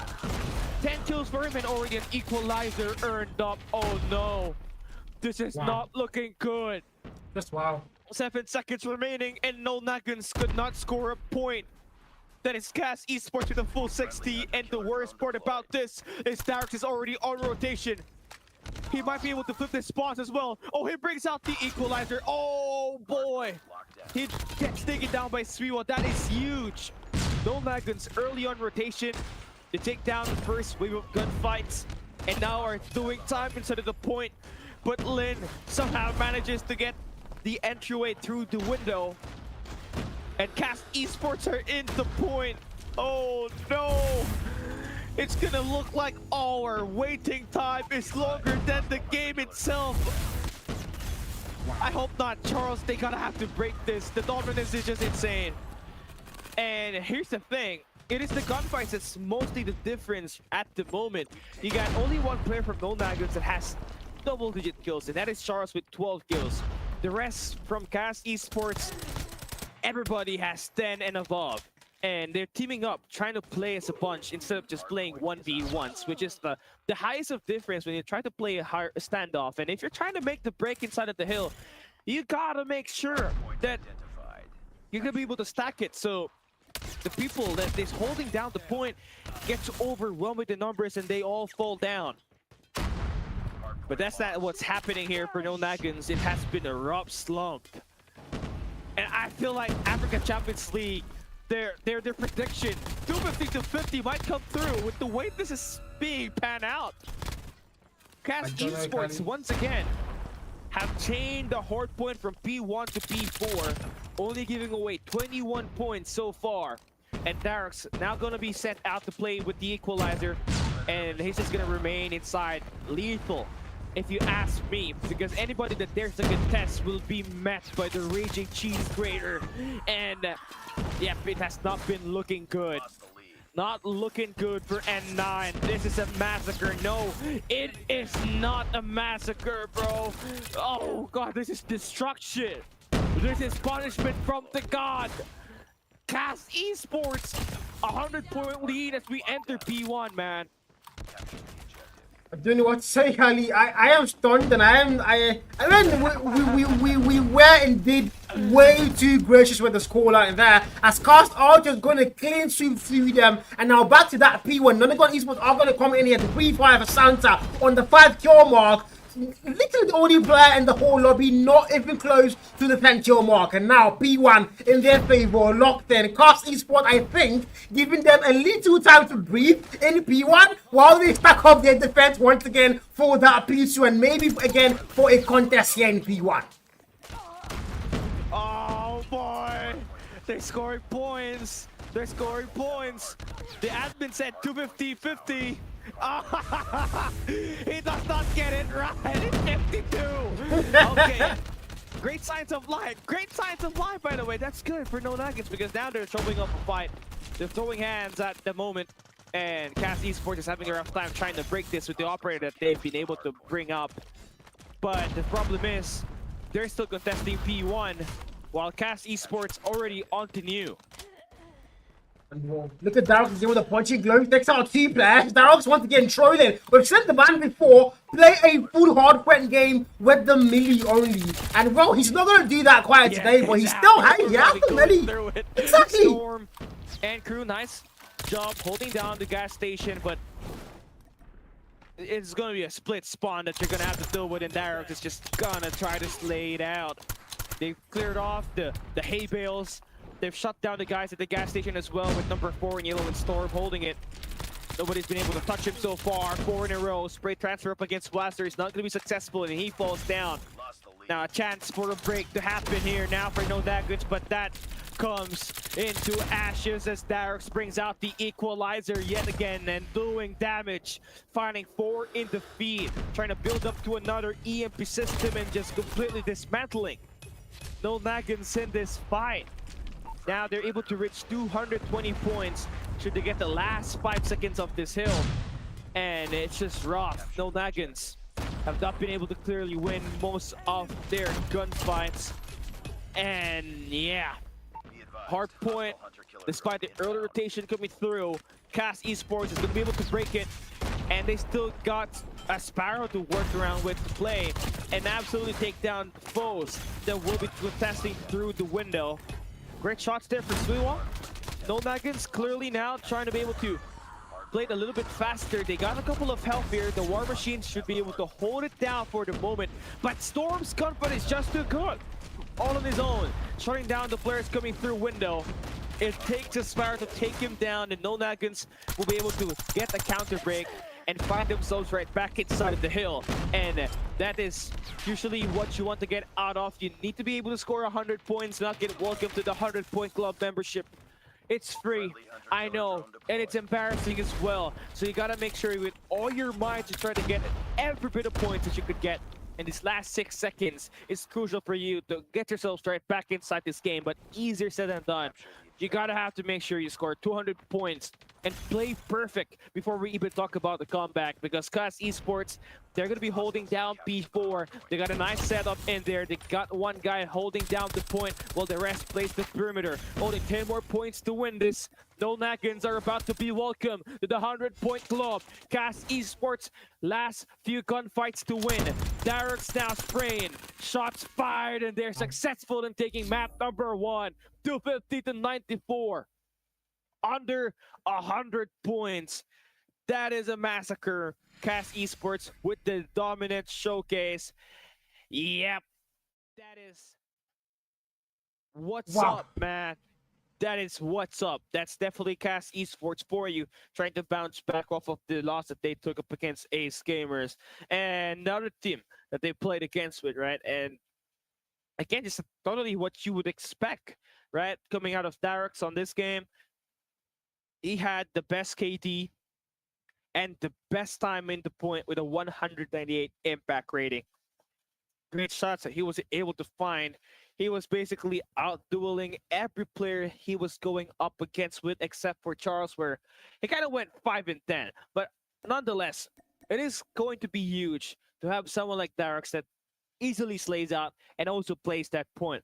But not to discredit the other players around the team, right? Lin definitely getting the bag there as well, cashing in 1 minute and 52 seconds in the point with 28 kills and 13 deaths to his name. 197 impact rating. This two makes a great tandem. They're really teaming up and allowing the team to really have it easy, right? Storm just had to play the spawns. He just had to anchor it and has just had to win the mid-range gunfights and definitely delivering in it. And the thing about this is that everybody from Class Esports did their job and kept it positive. Nobody really got outslayed. And that is what you would expect on a team of a caliber like Class Esports. For No Nagins, they really had it rough. The first 3 hard points, everybody was under 10 kills, which is alarming. They did not really have a chance to score a full 30 seconds or full 45 because their gunfights was clearly not enough to hold down the point. But one thing is for sure, they gotta have to man it up, right? Your operators needs to be timed perfectly for you to be able to have a chance to score 60 points, a 60-point hail, a 30-point hail, whatever. It is gonna be straight up cash. But that is definitely that's definitely what did not happen at all on that map, and thus we will be seeing a 250 to 94 scoreline for this side of Class Esports on map number 1. Now, here's the thing I've been mentioning a little bit earlier tonight is that No Nagins decided to pick Express as a search and destroy map, and you would pick this on a map. You would pick this map up against Class Esports, who takes pride in playing Express. Wherever Darrek's is, Express is going to be a map that they'd be strongly playing. So you're gonna have to come up huge here because they get to pick the side, they get to pick their comfort pick, and the Class Esports will look to try to start on the defensive end while No Nagins start on the attack side. And the thing about Express, right? It is going to be dependent on only 2 things. First is going to be your snipers. Second would be your SMGs. So if you could have amazing submachine gunners to create the attacks for you in close range combats at the A and the B side, you're going to have a lot of easy time trying to win this rounds. And more specifically, the B side hit, right? Where you get a ticketing booth in the elevators. If you could just stick in your SMGs across the enemy lines and spray them, it is going to be barbecue chicken. Now, obviously, the snipers are going to be dealing most of the first bloods, and easily where you can get the early information. So having someone like that on your team is having someone that like having a sniper that can provide you so much presence and a lot of fear factor for the opponent. That's how you know that they're gonna be able to have a one up against their team. And my man is back. And we just saw full dominance, man. 250 to 94 on the first map, and we're heading to Express. I want to ask you again because I'm too gracious with my predictions. What do you think Express scoreline would be? I don't want to come too harsh, but they were not able to get 100 on the hard point. So going into Stat and Destroy, I think I want to give them a 7-1. 7-1, man. 7-1. It's got to be 7-1. It's got to be 7-1. Maybe I'm too harsh. Maybe I'm too harsh. 7-1. Okay, let's see. Now the thing here is, for Cast Esports, if they're starting on the defensive side, they're probably trying to take the B side hit first. And yeah, they're gonna do that exactly. It's a strong B where they have grenades and all those lineups be played out, and Darix is going to be playing the admin building where he's got our R9. This is a classic PJ setup, but he's gonna fall down first. So, okay, and 9, first 2 kills. This might be their first round win. You know, I want to say fast and early, you know, pun intended, but I'm just going to be calm and, you know, play safe there. I don't want my predictions going like that. Storm with the Guardian confirms that 1 kill, and it's going to be a 3v4 now. The numbers are perfectly locked in for Nagin Esports, but again, we've seen numbers being lost easily as they go. Now, lean there, Simzy on the 0 kill mark, the flash throw might get that flashbang confirmed, and now for the aggressive push, I don't think he's going to take that one. The players are playing it safe now. Simzy sees that one player, confirms it. Devilman does go down. 3v3. Numbers are now tied up after the very fast start for Nagin Esports. Yeah, Sweeble with the shotgun, with the shot there, taking down Lin. 9 seconds is remaining, and Michael needs to play defense. Oh boy. The diffuser is gonna get gone down, and N9 takes the first round. And it all had to go through with them shutting down Darix on the admin building. So, yep, great shots there that they had. The opening pick was them getting the kill onto Darix and playing that bomb as soon as possible and just continue their post-plant positioning to just counter out Cast Esports, who went for the retake. Kali, let me ask you, why did you ask for my predictions? Now I'm in the mud.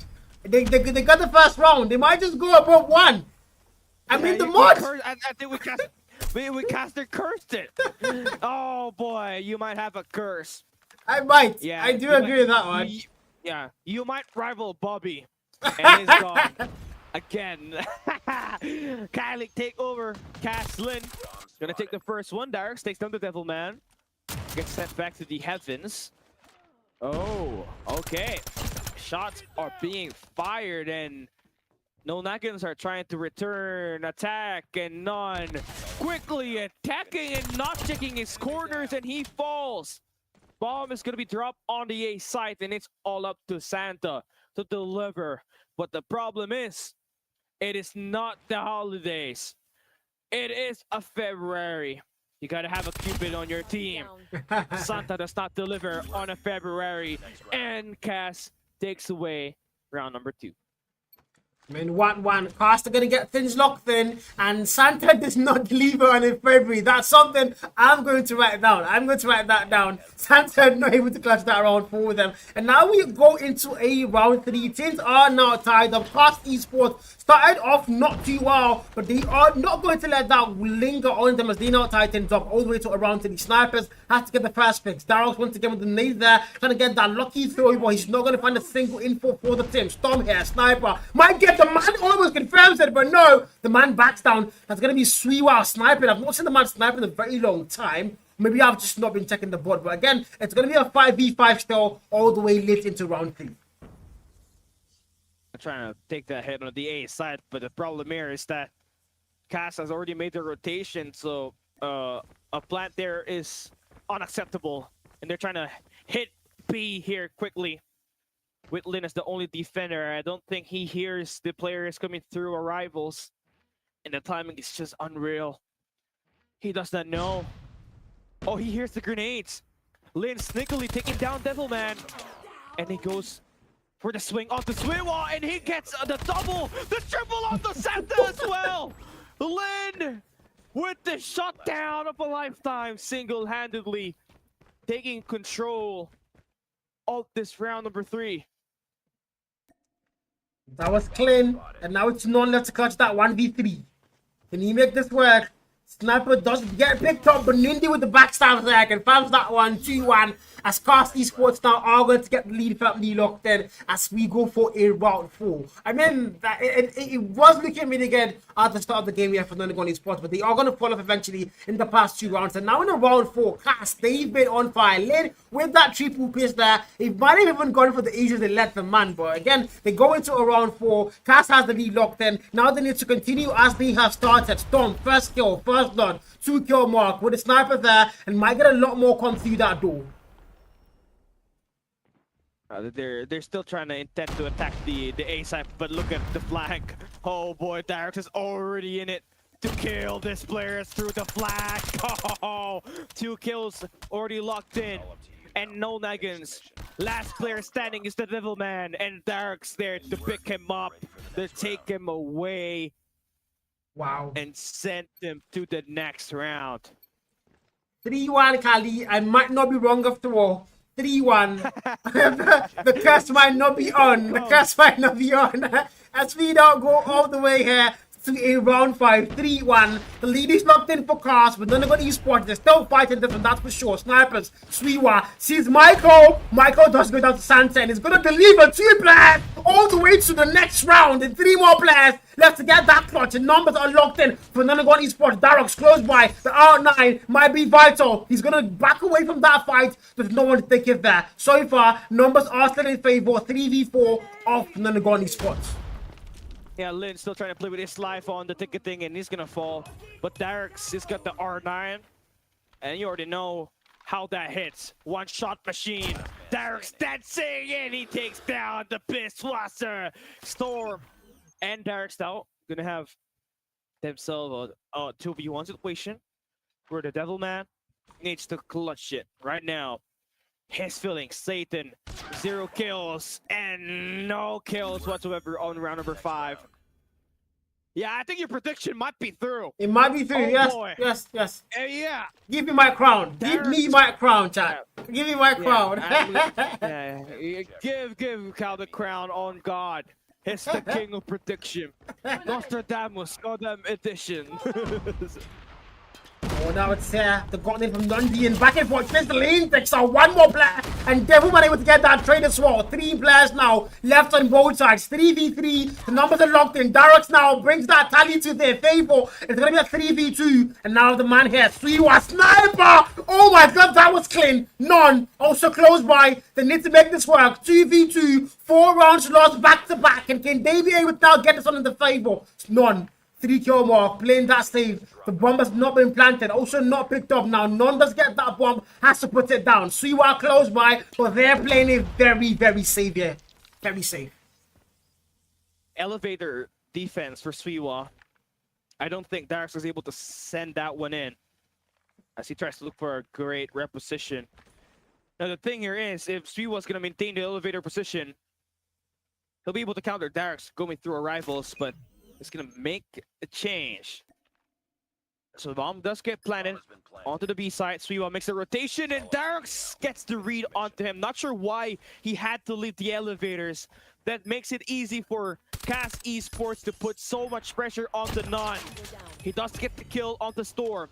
Darix sent on to a 1v1 situation. None is sliding in. He sees him, and the shot is successful. Darix now gets the clutch 1v1, also the defuse, giving him 10 kills and a 5-1 split before switch aside. Wow. 5-1. The trade is going to pass now. And then the train is to pass when the game is on, not when they're about to enter the game. But again, the train is going to pass, not a paid actor for sure. Now it's going to be in round 7. 5-1. Please locked in for the team side of Cast Esports. Nonagon Esports now started well, got the first round, but so far they have fallen off. Swiwa, first blood in his favor. The sniper there going to do a lot of work. But now 4 Cast players pushed all the way to the rivals there, and Swiwa has to be able to get a couple of them down. So far has not seen a single other player, and now Sniper still active for the man, might get lucky there. And Lin confirms 1 kill. Swiwa still holding the angle, just waiting for somebody to pick, but Storm shuts him off, and just like that, it's a 4v3. Yeah, and Lin, he has been amazing with the shots. They're playing the bomb to force a retake. And right now, Darex is just hiding around the smoke. Wasser needs to win this big. He has to buy time for now to make a rotation, but he falls. And now it is just non-standing, and he gets none of the kills. 6-1. 6-1. Call me the king of predictions, chat. Call me the king. Call me the king. Call you the king? Call I'm me, not man. calling you the king. I'll call you the god. I'll call you a god. On God. 6-1. I mean, that's 1 more point for them. It's series point and match point at the same time. 6-1. Storm with that first blood. Once again, Cast Esports are going to get numbers family locked in. As now we go. The backstab comes through. Devilman finds them. And now they need to make this work. And it's not really going to happen. Lean, Simsy confirms 1 more kill. 3 more players. Left to hold down the fort now for Nonagon Esports. This might be the last round if they don't extend it. And now 3 more players. Not looking good for them, Kali. Not looking good. And not looking good. And 9, they have chosen the path of destruction, man. Derek's and the crew, they're looking to try to clean it up. Oh no, Santa cannot deliver. He gets sent down. Swiwa gonna have to cut corners. Derek is dancing. He tries to throw a punch. You gotta ring the bell. Ding, ding, ding. It's another 7-1. chaos. 7-1. You guessed it right, brother. Wow. Of God Am Africa. You are him. You Literally. are him. Give me my flowers, man. 7-1. I've got to say, Daros is that punching glove every single time. At the middle, now the funny thing is, if it was on a normal day, people would be spamming Millie abuser. But when it's Darox, they call him the god of Millie. They give him some respect, some sort, and I'm like, bro, it's literally abusing the Millie. He's abusing it. But just like the Cast are going to win the Hurricane 7-1. Takes so much balls of steel to pull that one off, and yeah, Darex wants to get the hell out of here, Darex. 12-2 on the score. You got to be kidding me, man. 6 KD for Darex on this matchup right here, and I mean, it's not just him. Lin was doing a great job trying to equalize the numbers, especially as the second SMG guy.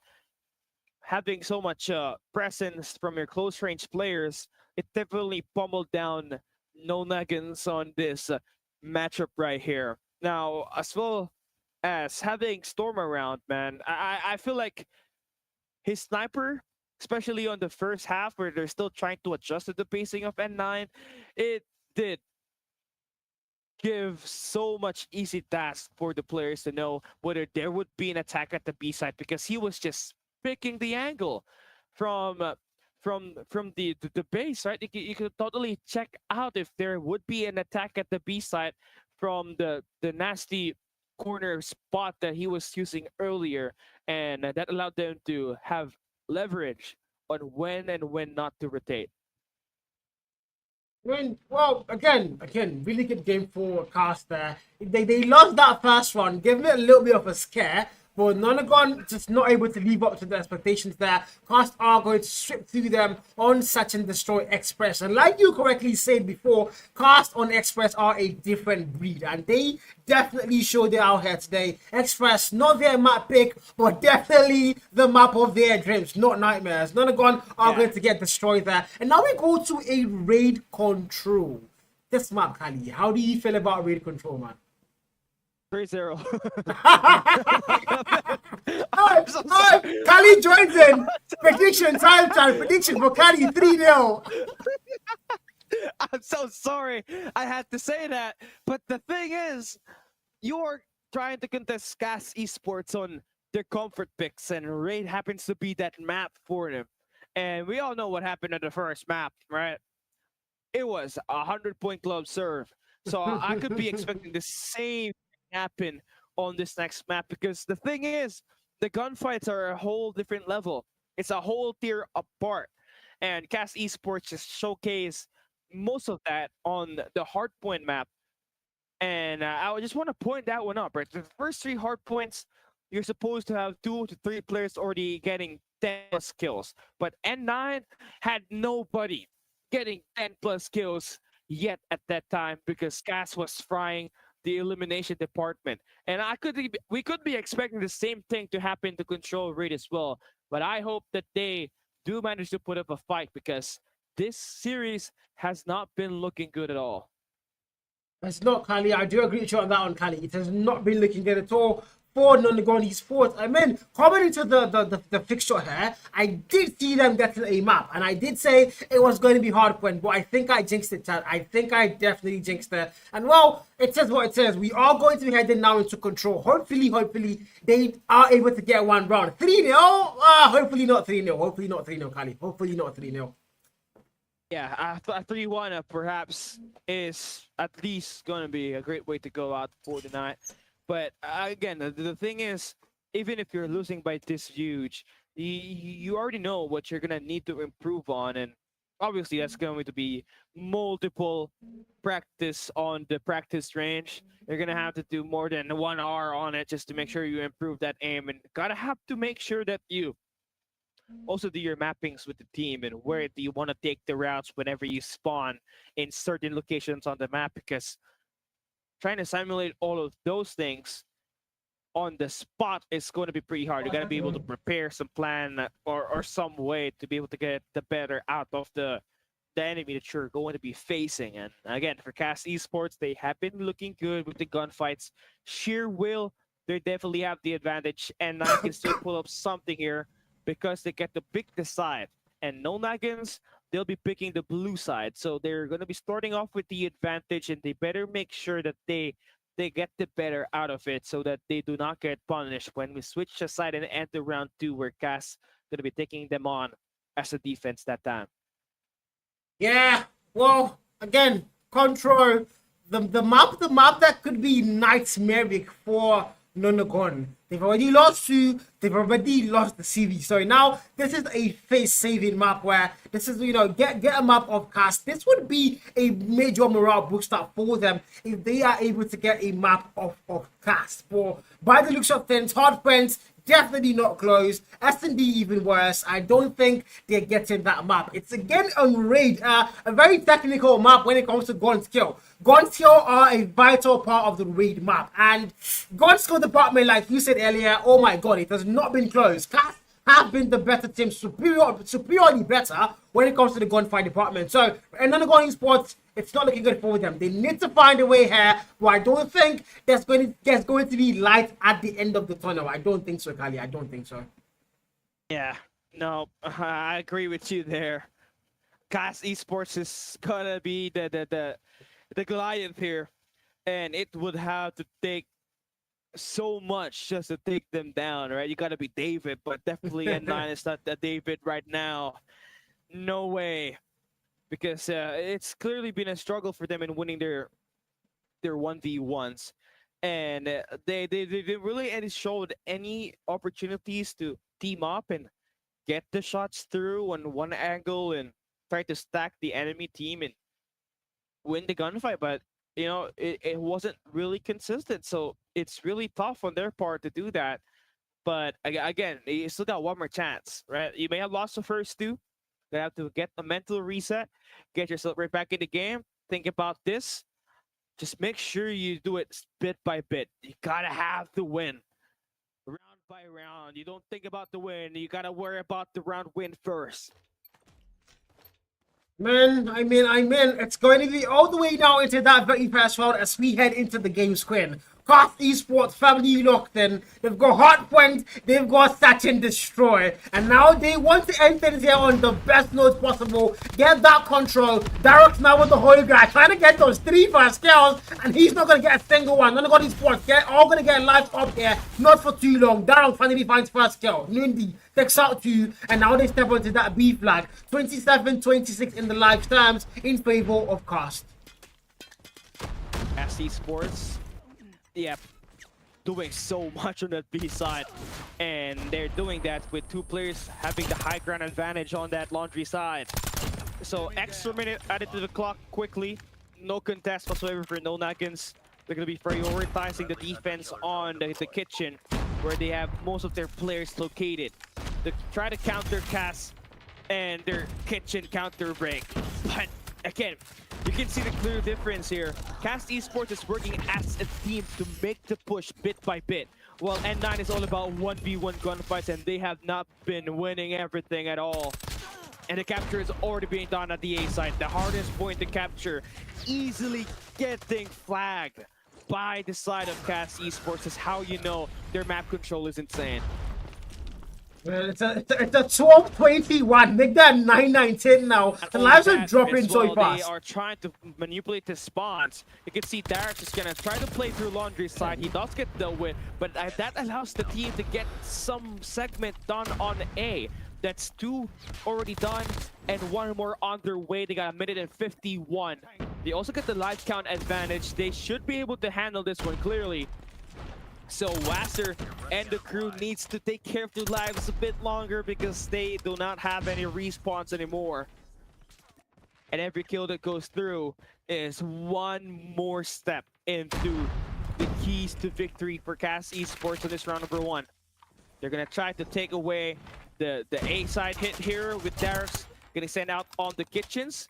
Lin and the crew are gonna be able to shut down the player on kitchen. Santa still looking to try to hit the shot, but number 4 in Storm gets the kill, and Wasser is the only player standing on Nagin's side. And it's not going to contest nobody on kitchen. Cast Esports going to be able to cook them on the first round. A win through capture. B side hit quick, A side hit fast. That is how you try to win the raid map itself. Now we get to take a look at this on another side switch. This time N9 are going to be starting on the attack side. Maybe they are more of an attack side team and just struggle on the defense. There are some teams like that, and I've dealt with and have countered so many in the eastern region. But let's see what they're made of. With the operators available and in favor for Cast Esports, it's Lin with the War Machine. It's going to try to wash out the Wasser, and they do manage to take a load of that and clearing off the B side hit. That gives them a chance to put these players back in spawns. And look at the map control that they just got there for a brief moment. They now have the life count advantage because of that. 22v24. The lives are a bit close, but again, the map control for Cast has been something else totally. And the gun score department as well, as we always say. Darroch's now with the punching gloves, because that move for their spawn, keeping the players in blue in their spawn, and Cast Esports total dominance here. Lives are getting further and further apart. 17v22. Nanagon Esports here, still trying to hold the footing, but they are not winning any gunfights. Now they're going to send their players all the way for the A flag. That might be what they need. Was there. Takes out 2 players on that mid map, and they need to get the A flag, see if they can't get B. And I think that's exactly what they're doing. Wasena holding it from mid, cutting the players off, but not Lean finds him. Storm in their spawn with the claw, confirms that 1 kill. Equalizing now for Devilman. A flag needs to get captured. There's not a lot of time on that clock, but they need to make sure they stop the clock on A. Oh boy. Gas is just completely manipulating these spawns here. They got only 12 seconds left to play. And pistol kill there for Storm. And B side is completely wide open for them to go through. They got to go now. Clock is running out. And Darroch is gonna fall down on B. So a lifeline provided here for no Nagins, but their lives currently down to only 5. No respawns remaining, and Cast Esports making light work off of this. Barely getting a sweat on this altercation. 1 by 1, no Nagins are getting fried. And that is going to be the clock expiring this time.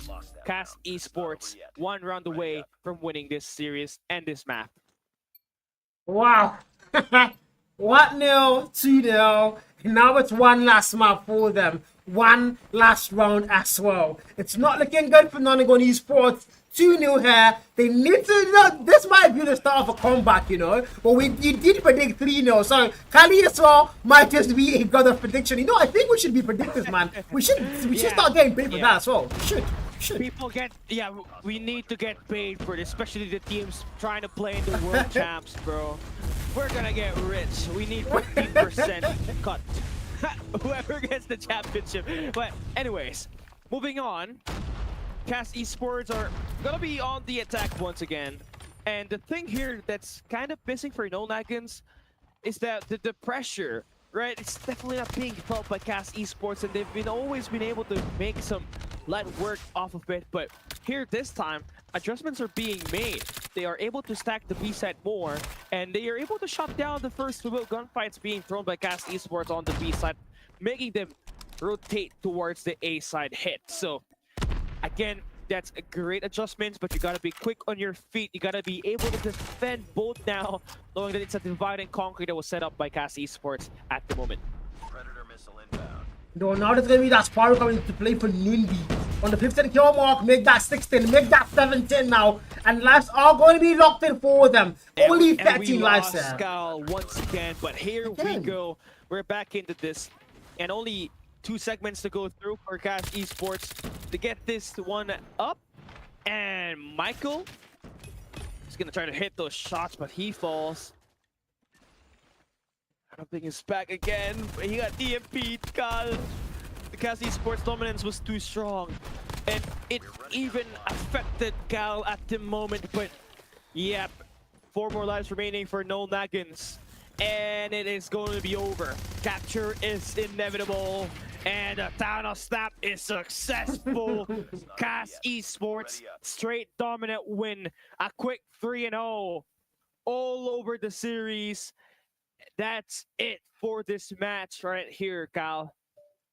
Well, it is what it is. It's 3-0. You did get it correctly again. I mean, God Kali. God Vitality Kali, God Kali. You did get it there. It's 3-0. It's 3-0 in favor of Cast Esports. I mean, yeah, crazy stuff, bro. I want to see this team play against the top dogs again, man. I want to see them play against NATO. I want to see them. I want to see them anywhere to go up against the top 6 currently on our league table, because they definitely be packing right now, man. And I'm not Krispy Kreme. I'm not glazing. I'm just picking facts right here. They know how to get it done. They got strats to back them up. So, yep, great job for them to get this W. I mean, yeah, they are going to get it locked in again. That's going to be affecting their league standing if a little bit, but I think they're still going to stay in 3rd place, as Triple S have I think 1 or 2 maps of both them, so they are still going to stay in 3rd. But this is definitely going to go a long way in their pursuit of that crown as number 1. This is just the beginning of the league. There's still a couple more match days to go, so there's still a very long, there's still a chance for them to actually break into that top 2. But they are going to get 3-0 here. Nagin Esports are going to drop all 3 maps. Not their best day in the market. Not their best night at all, not their best match week. And going into match week 6, they need to make sure they recover. Not something like this happened to Cash last week, losing 3-0 to Ace, and then coming in the next week to win 3-0 against Nagin. So Nagin now, they've been fed the same circle. They lost 3-0. They need to come back next week and win whatever they face 3-0. Literally. Yeah. I mean, so many numbers that we gotta have to deal with this team, but again, they just gonna have to bounce back, right? Have they faced Triple S already? No, they've not. No, right? they've not. Yeah. So the contention for the top 2 is still up in the mix, and I guess they're gonna have to bring in the hit in there as well, just like what they did up against No Nagins on this matchup right here. And yep, it's all about providing your team the best chance at winning, and they picked their 2 best maps, right? Hardpoint standoff, control raid, and No Nagrins gave them a favor by opening Express, and again, Cass Esports was able to pick their better side to start it, and they just completely dominated. And that's it, right? For this best of three, it is going to be a quick 3-0 for Cass Esports. Very dominant show. Even Carol was able to predict the score of the Express Search and Destroy as well as the Raid Control. Yeah, man, and that's going to be it for that series. That's it for this one. We're going to be heading into a quick break. We'll be right back. You're still watching African Championship League.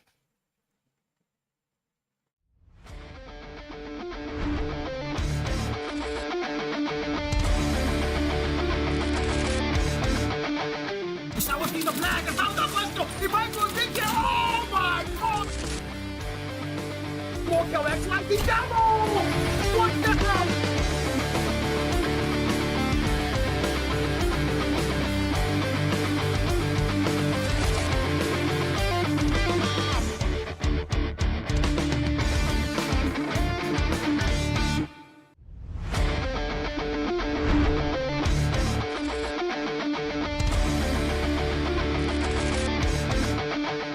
Stavo finendo Black, stavo da questo, e vai con Vicky, oh my god! Walk our X-Line, what the hell?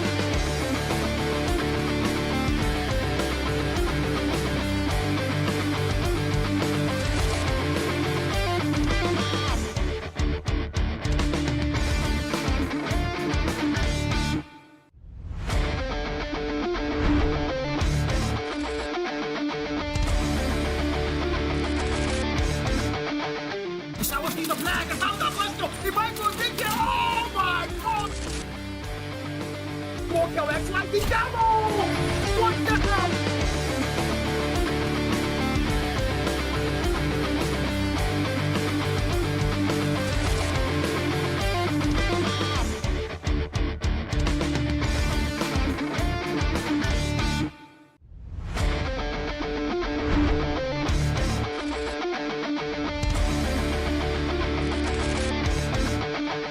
Stavo finendo Black, stavo da questo, e vai con Vicky, oh my god!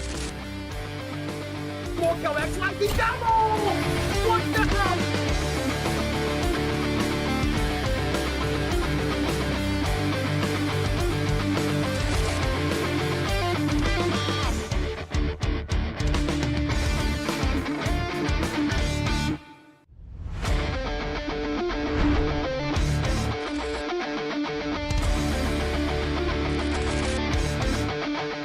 Stavo finendo Black, stavo da questo, e vai con Vicky, oh my god!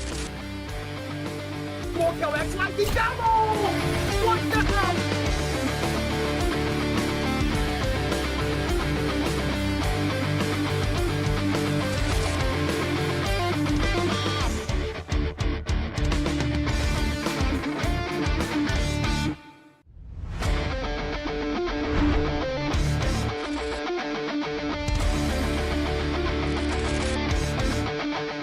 Stavo finendo Black, stavo da questo, e vai con Vicky, oh my god!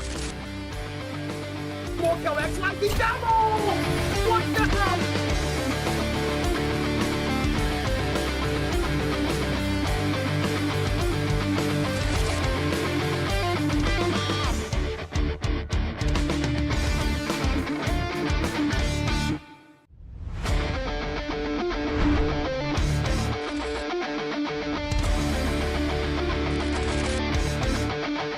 Stavo finendo Black, stavo da questo, e vai con Vicky, oh my god! Walk our X-Line, what the hell?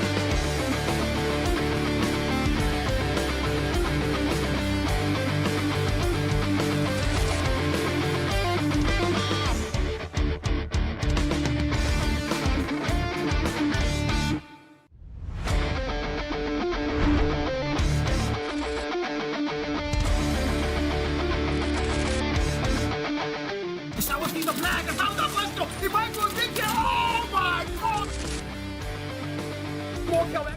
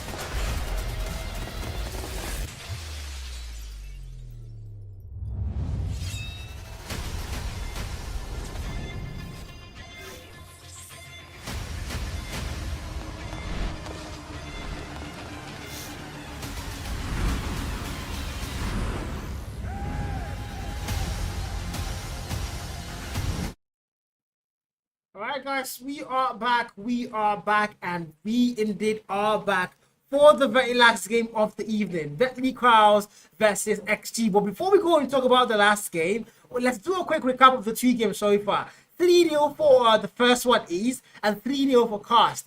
Kali, how do you feel about the first two matches? Honestly, on this matchup right here, I feel like it's gonna be very close. You got two teams that definitely is down there at the lower standings. You got the Deadly Crow at number 9 and Execute at number 10. And the only difference that they got is that they only have a 1 map difference, right? With Deadly Crow slightly in favor with 3 map wins, while Execute has only 2 map wins. So if you really want to climb up the rankings, you're gonna have to do a lot of God's work in here.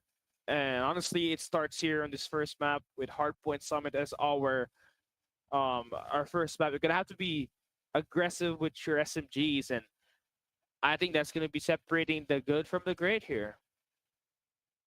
Yeah, I mean it's well, like you did say, these are two teams that I know are on the bottom 4, and this is really a battle of who can outpace the other team. Deadly Crowds currently in number 9, XG currently in number 10. And prior to Magic 4, XG were not able to get a single map, and they shocked everybody when they actually won a full series 2-1 on Matrix 4. And now Matrix 5, they want to go and get another map. They want to go and get another series when, just ride on the momentum they got on Matrix 4, keep that momentum going, ride on that wave, and just try to win another map and another series here. It's not going to be easy for sure, that's sure. Deadly Crowds are equally very good too. So I think it's going to be evenly. I think this is going to be the first match that's evenly matched. This is going to be the very first fixture of the evening that's evenly matched.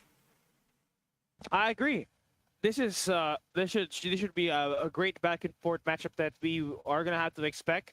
I was able to cast I believe Deadly Crowds. Oyegbade was definitely one of the highlights there for me. They also had Apathy doing a bit of a carry load on the week 1, day number 2.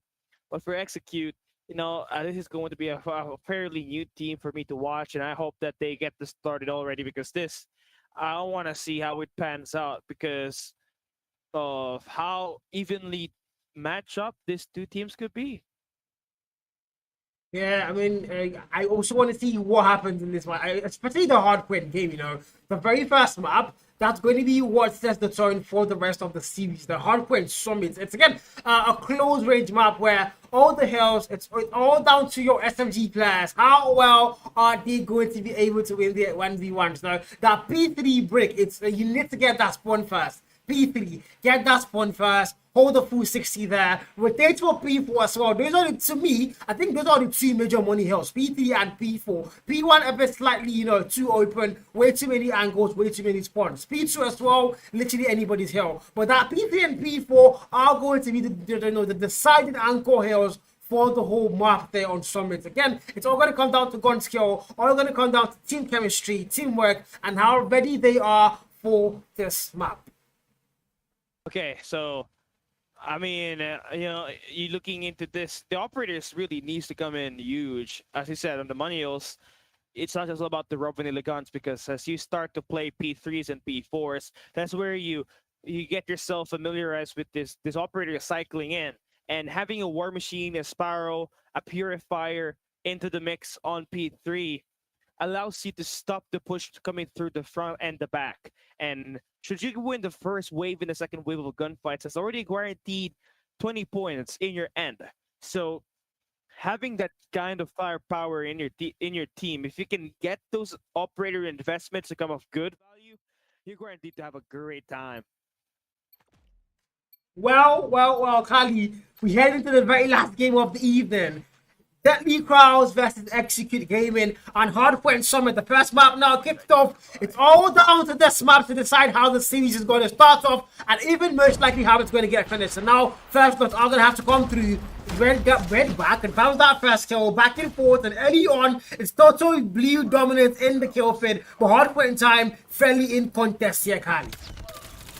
Yeah, DC Runner having a high ground is essential for this P1 to be able to shoot some bodies down there below, while also being very difficult to take down. But he does come to an end, and now you can see that the player is coming through. Inside is going to be Secu, and Runner's going to be able to try to contest the point. So far, Deadly Crow are doing a great job contesting, but it is still Secu that is doing so much of the dirty work inside of the point. They got a great position around the map, and they're doing a great job hiding themselves around the smoke, making it so tricky to get taken down. But a rebreak comes through now. Deadly Crows should be able to tie this one up before he switch to the P2. Oh, the score is actually very close there. It's a 10-19. It's nobody's map on P1 for sure. Both teams giving it everything they have. The kill feed as well. It is, man. And it does come to a point where you would think that who's going to be having the P2 spawn, right? It's essentially the left side of the map, the green spawns. That's where you obviously know who's got the better map control on this map. And currently, it is going to be Secu. DC or they're trying to make the attack through shadows, and they'll be trying to slam this one through. They're gonna have some easy sprays with it. Runner and the crew has got some backup from the top, and that is me with the USS-9. He's gonna try to hold it down for a bit. Apathy in the crew trying to work their way into this by making sure that the attack comes in by twos, but it is not gonna be coming out in favor for them. The gunfight's looking pretty good for Execute.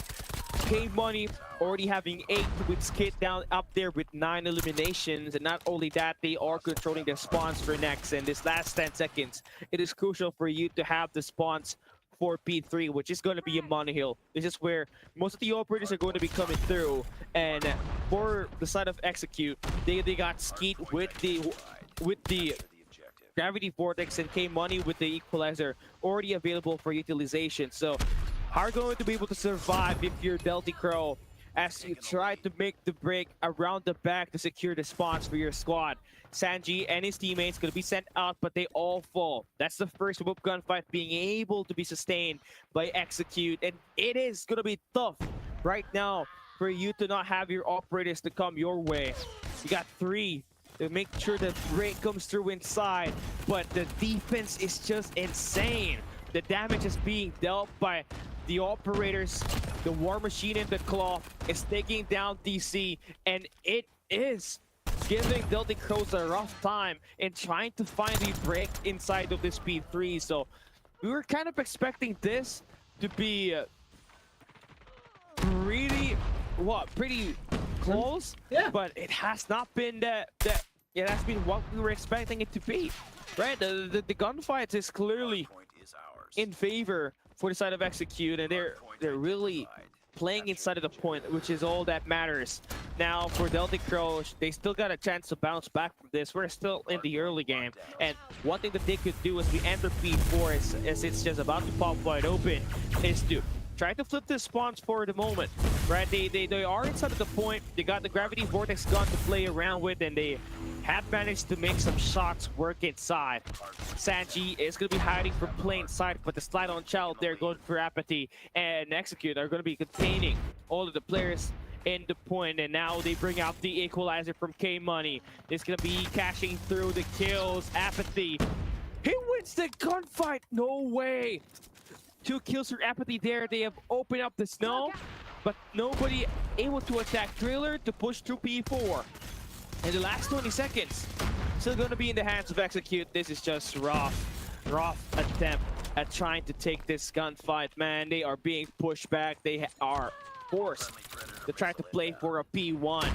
XG trying to make sure that they're going to have their players right in time to contest this hard point before it opens up, and they are going to be inside trying to hit this shot. This area boy, 6 kills in a row before getting taken down. Earns himself a Predator missile. Oyegbade and DC, they're still falling, right? It's been the story so far for them. They could not just win any gunfights. On the flip side, Execute just doing what they gotta do, right? The winning ways are there. They're winning the objective battle, and they are just focusing on what's really the highest impact on this game, which is just the point. The objective is definitely the best case in here for them. And no matter if there would be a counter break measure that was being provided here by DC, there would always be two players that contest inside of the point, just like what we just happens to see there for Skid and K-Money, right? Two shots going through, and even the scrap time they are taking, they want to end this one fast. And that's just terrible. Terrible day for them. Skeet now 7 in a row for him. And there we have our man back. It's already 170 to 43. Perhaps another 100-point club. We're about to see this one serve, man. I will say I am disappointed. I will not lie.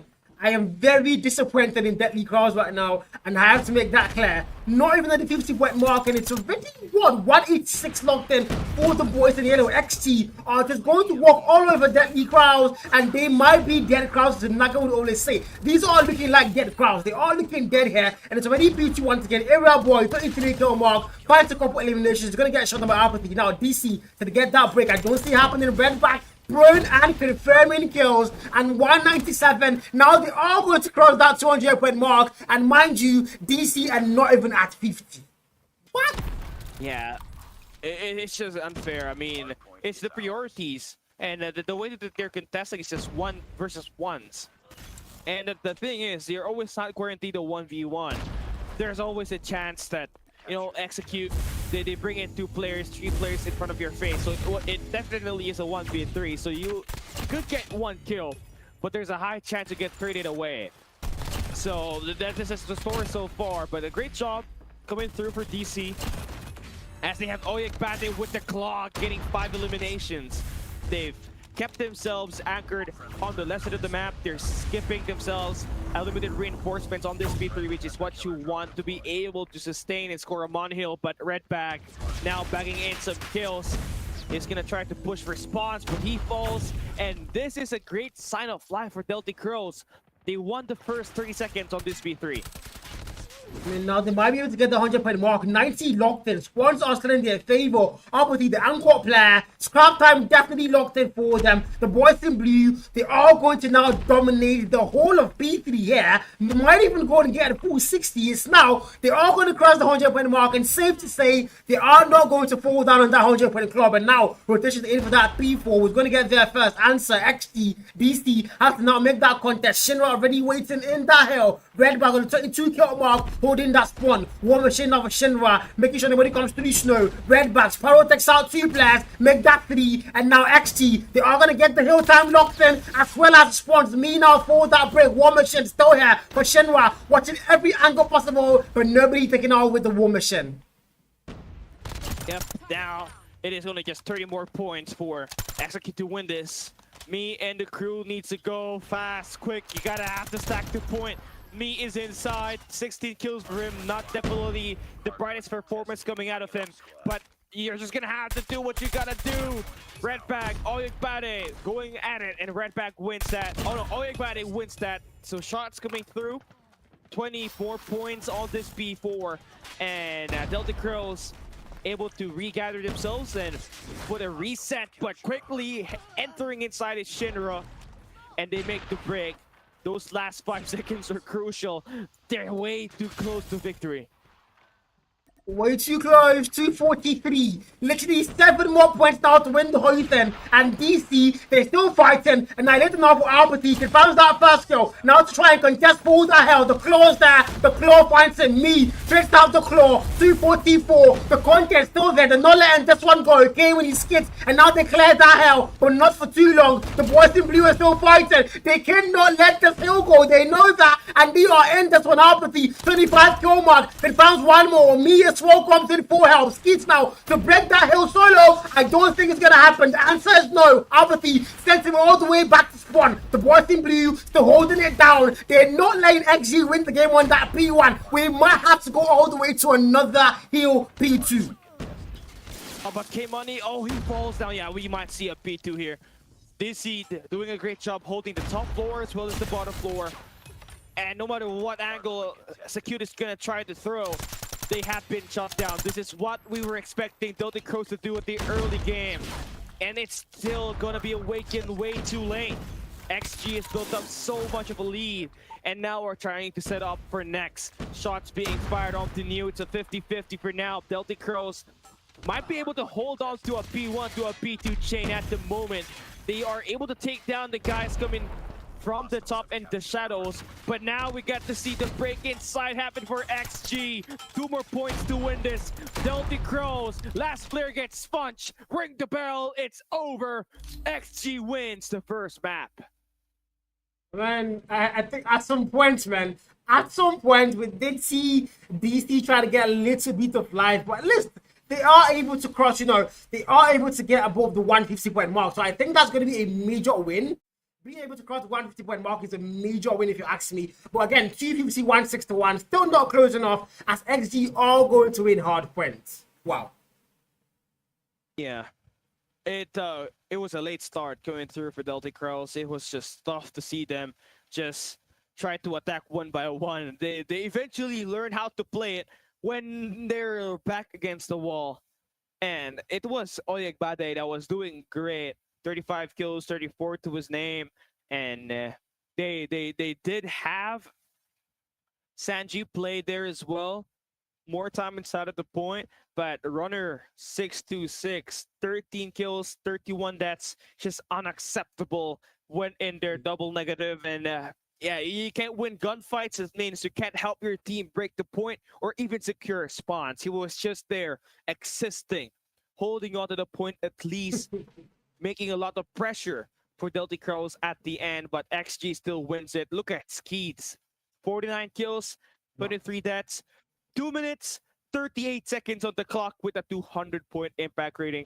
That is just how you play it. Perhaps the best individual stat line that we have for the week on Hardpoint, and it just had to go to Skeets, man.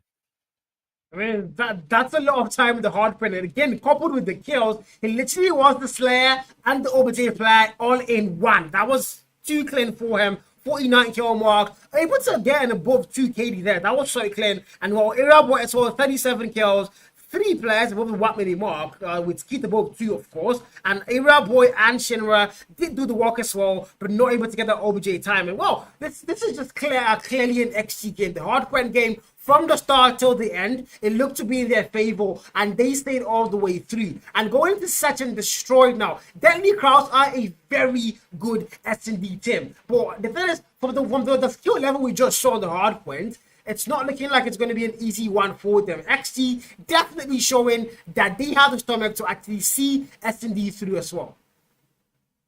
S&D is all about winning the first bloods and trying to convert from it, having the numbers advantage off the get-go. And I feel like Delta Crows could be able to tie up the game there. We know how well Oyegbade can play, and he should be able to slay it out, but they better make sure that the boys, DC or Runner 262, get to redeem himself. And this is just what I feel like needs to be changed for the Delta Crows, because if someone can win it with the gunfights, I feel like if that extra person, or if Runner 626 could just average at least 21 kills while maintaining 1 minute on the clock, they should be able to win the game, but definitely not just the case there for them. Well, I mean, not the case for them, sure, but according to S&D, yeah, Deadly Cross, they do have, Sanji, who has been a very outstanding player when it comes to any Search and Destroy. Also, the sniper on their side is going to be very important. But Redback, also being a sniper for the side of XG, he's been able to be a very influential sniper coming from the playoffs and also in the main event. Even when they were losing maps back to back, Redback was, giving those nasty. He was giving those nasty good starts back to back to back. So Redback is going to be that one sniper I want to look out for. And for the side of DCI, well, I'm yet to see who's going to be sniping, but I think it might be Apathy again. And Sanji also, I'm looking forward to seeing what DC are going to offer on a map like Firing Range. We've seen this map played twice today, and Firing Range, of course, an OG map. Like there's no excuses for any of the teams here saying I don't know the map callouts or I don't know that. It's an OG map, so they should know what they're doing in the map here. It's all going to come down to gun skill, those first bloods, like you said, and who's better. The better man always has to get the win. Yeah. 4v5 though. Entering map 2. That's not good for the Delty Crows. Oh boy. I mean, I wanted runner 262 to play and redeem himself, but he just left. So that could be a potential issue for him in terms of connecting to the game. It's just tough to see that one, man, because I feel like we are robbed of playing a game where we have multiple players playing close games. It's just not going to be happening, I guess. And I feel like we're going to be right back into the lobby. Yeah, DC is going to be going back to the lobby. Okay, now that we're here, right? I mean, what can we already talked about the snipers and what they could provide and the players that we got, right? But I mean, looking into the power rankings of the table, obviously it is going to be the Delty Crows up there, currently sitting at number 9, if I'm not mistaken. Then we had Execute number 10. So looking into their head-to-head matchup, it does kind of look like that Execute is the clear better team on that hardpoint match, and entering the search and destroy, they look to have more advantage because, surprise, it is going to be a 5v4. Execute is going to have complete numbers advantage off the start, and if there should be a first blood coming in their favor, an early 5v3 is bound to happen. Well, I am left with the question here. Why is it a 5v4? DC, I'm very sure they have more than 5 players ranked. So why is there no sub available? There's a lot of questions I want to go and ask here. But a 5v4, it's never good. It's never a good thing for a team. No matter how strong they are. And seeing how badly they fell off on the hard point, numbers not being in their favor on the S&D as well. Oh my god. That is not looking good for them, Kali. That is not looking good at all. Definitely. And again, one player less means one less area to cover, and they're falling down like flies. They're being swatted away. Get out of here. Get out of here. 3 players down already. It's Oyegbade, last person standing on a 1v5. Can he swat or does he get swatted? Skeets makes the peek. Shots are being fired. The fly is still alive, and they're trying to hunt him down. Oyegbade escapes with 1 elimination, but K-Money cashes in the first round, giving it in favor for the side of Execute. Wow. Kali, I don't want to sound rude or disrespectful to DC right now, but this is terrible. This is terrible for them. Very terrible. And I see a 7-0. I see a 7-0. With the way things are going, I see a 7-0. Literally, 7-0. Yeah, a great possibility that is going to be happening with the way DC has been playing. And there you go, Shinra takes down Oyegbade. You take the best player out, you're going to have an easier time at winning this round already. A 5v3 situation. Wow. 5v3. Numbers are really bad for DC rather. Sanji pushed out here. Shinra waiting for him. Shinra playing the long game. Playing it safe. Sanji does not really see him. Shinra has the opening. You don't want to pick that man. Sanji moves and me confirms the baiting. Confirms that one with the sniper. Back and forth. Catch come through. 2 more players. Can they get the clutch now? 2v2. And numbers are going to fall on both sides. But DC, they can still make this work. Me, Apathy, left to now get the round in their favor. The bomber's not gone down. Flank coming through. Apathy might get that read. I don't think he sees them. I don't think he does. Me. Skeet sees me. 1v2 now. Apathy, nope, no chance. Area Boy shuts him down. Sends him all the way now to round 3. 2-0 as we head into round 3. Apathy had a chance to clutch it. He could have countered the players straight at the jungle, but he did not take the pick quickly. The timing there was unreal. It gave Execute a chance to rotate around the back firing range and complete the deliberate kill that they required to win the second round. There we go. 2 rounds straight. DC needs to play it slow, and they do, trying to find the first blood before trying to make their move. And wow, Sanji pushed all the way back here now in jungle, holding the angle through that window, but nobody is going to push him. They are the ones that have to push eventually. So FC are just going to hold angles and play corners and play that safe. K-Money now with that need being cooked, but I don't think he's going to find a single info. Me takes out 1. He takes the Apathy as well. It's going to be a 4v3. Numbers still locked in for XG. But again, DC, not a single round, just getting the bot for them. Me on that top 10s now. 3 kill mark. A player on that P1. He's not going to get that info given out yet. And well, again, XG are perfectly set up for the win here. Still waiting. And I like this for XG, you know? Even though they got the numbers game, they're still doing the default defenses that they provide on their team, sticking to the discipline and just trying to improve their craft over time. Now the chances, now the chances of the attacks are happening. DC wants to push the B side here, man. They're pushing. I don't think so. When you one kill mark, Sanji comes and Sanji finds it. Sanji does go down, back and forth. Plant comes 3 for me now, and that's going to be very fast. Actually, no. Cancels it. Everybody finds one. 2v2 now. Era boy, red bag, left to get that clutch now. 4xg. They've got the lives actually close, tied up here. 2v2. Finally, Bomb almost goes down. He's going to get caught off in the tracks there. Or get back there in a 1v2. Now left to get that clutch. Oh, Yagbade. We see a 1v2 clutch here, but the time is running out. And XG, they're not even trying to contest this. They're wasting the clock. And there goes the round win. For the next round. Wow. 3-0. I think it's the 7-0 safe now, Kali. I think it might just come through. It might just come through.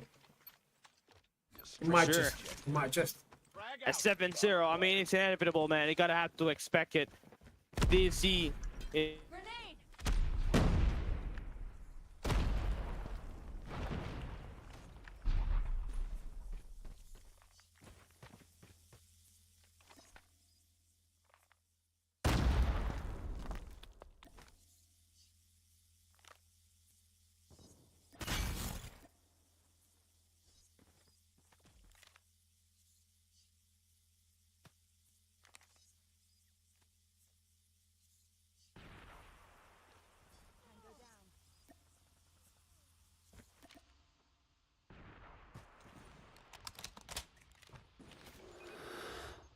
Now it's going to be a 3v3 here.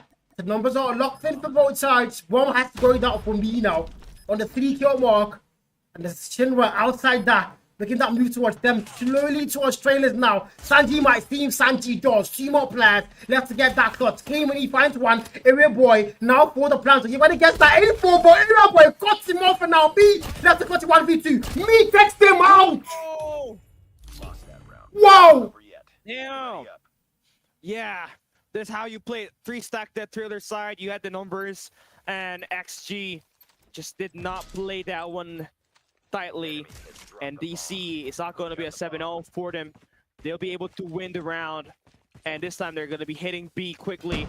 Not sure about this idea, because if you take that hit and one of your player falls, you're doomed to death. And Shinra, he's going to have himself falling down to the ground, but he still has got his teammates trying to work that flank, as well as prepared to take the challenge head on through the front with K-Money. As the player standing right through boxes, Area Boy is going to be there looking at the bomb.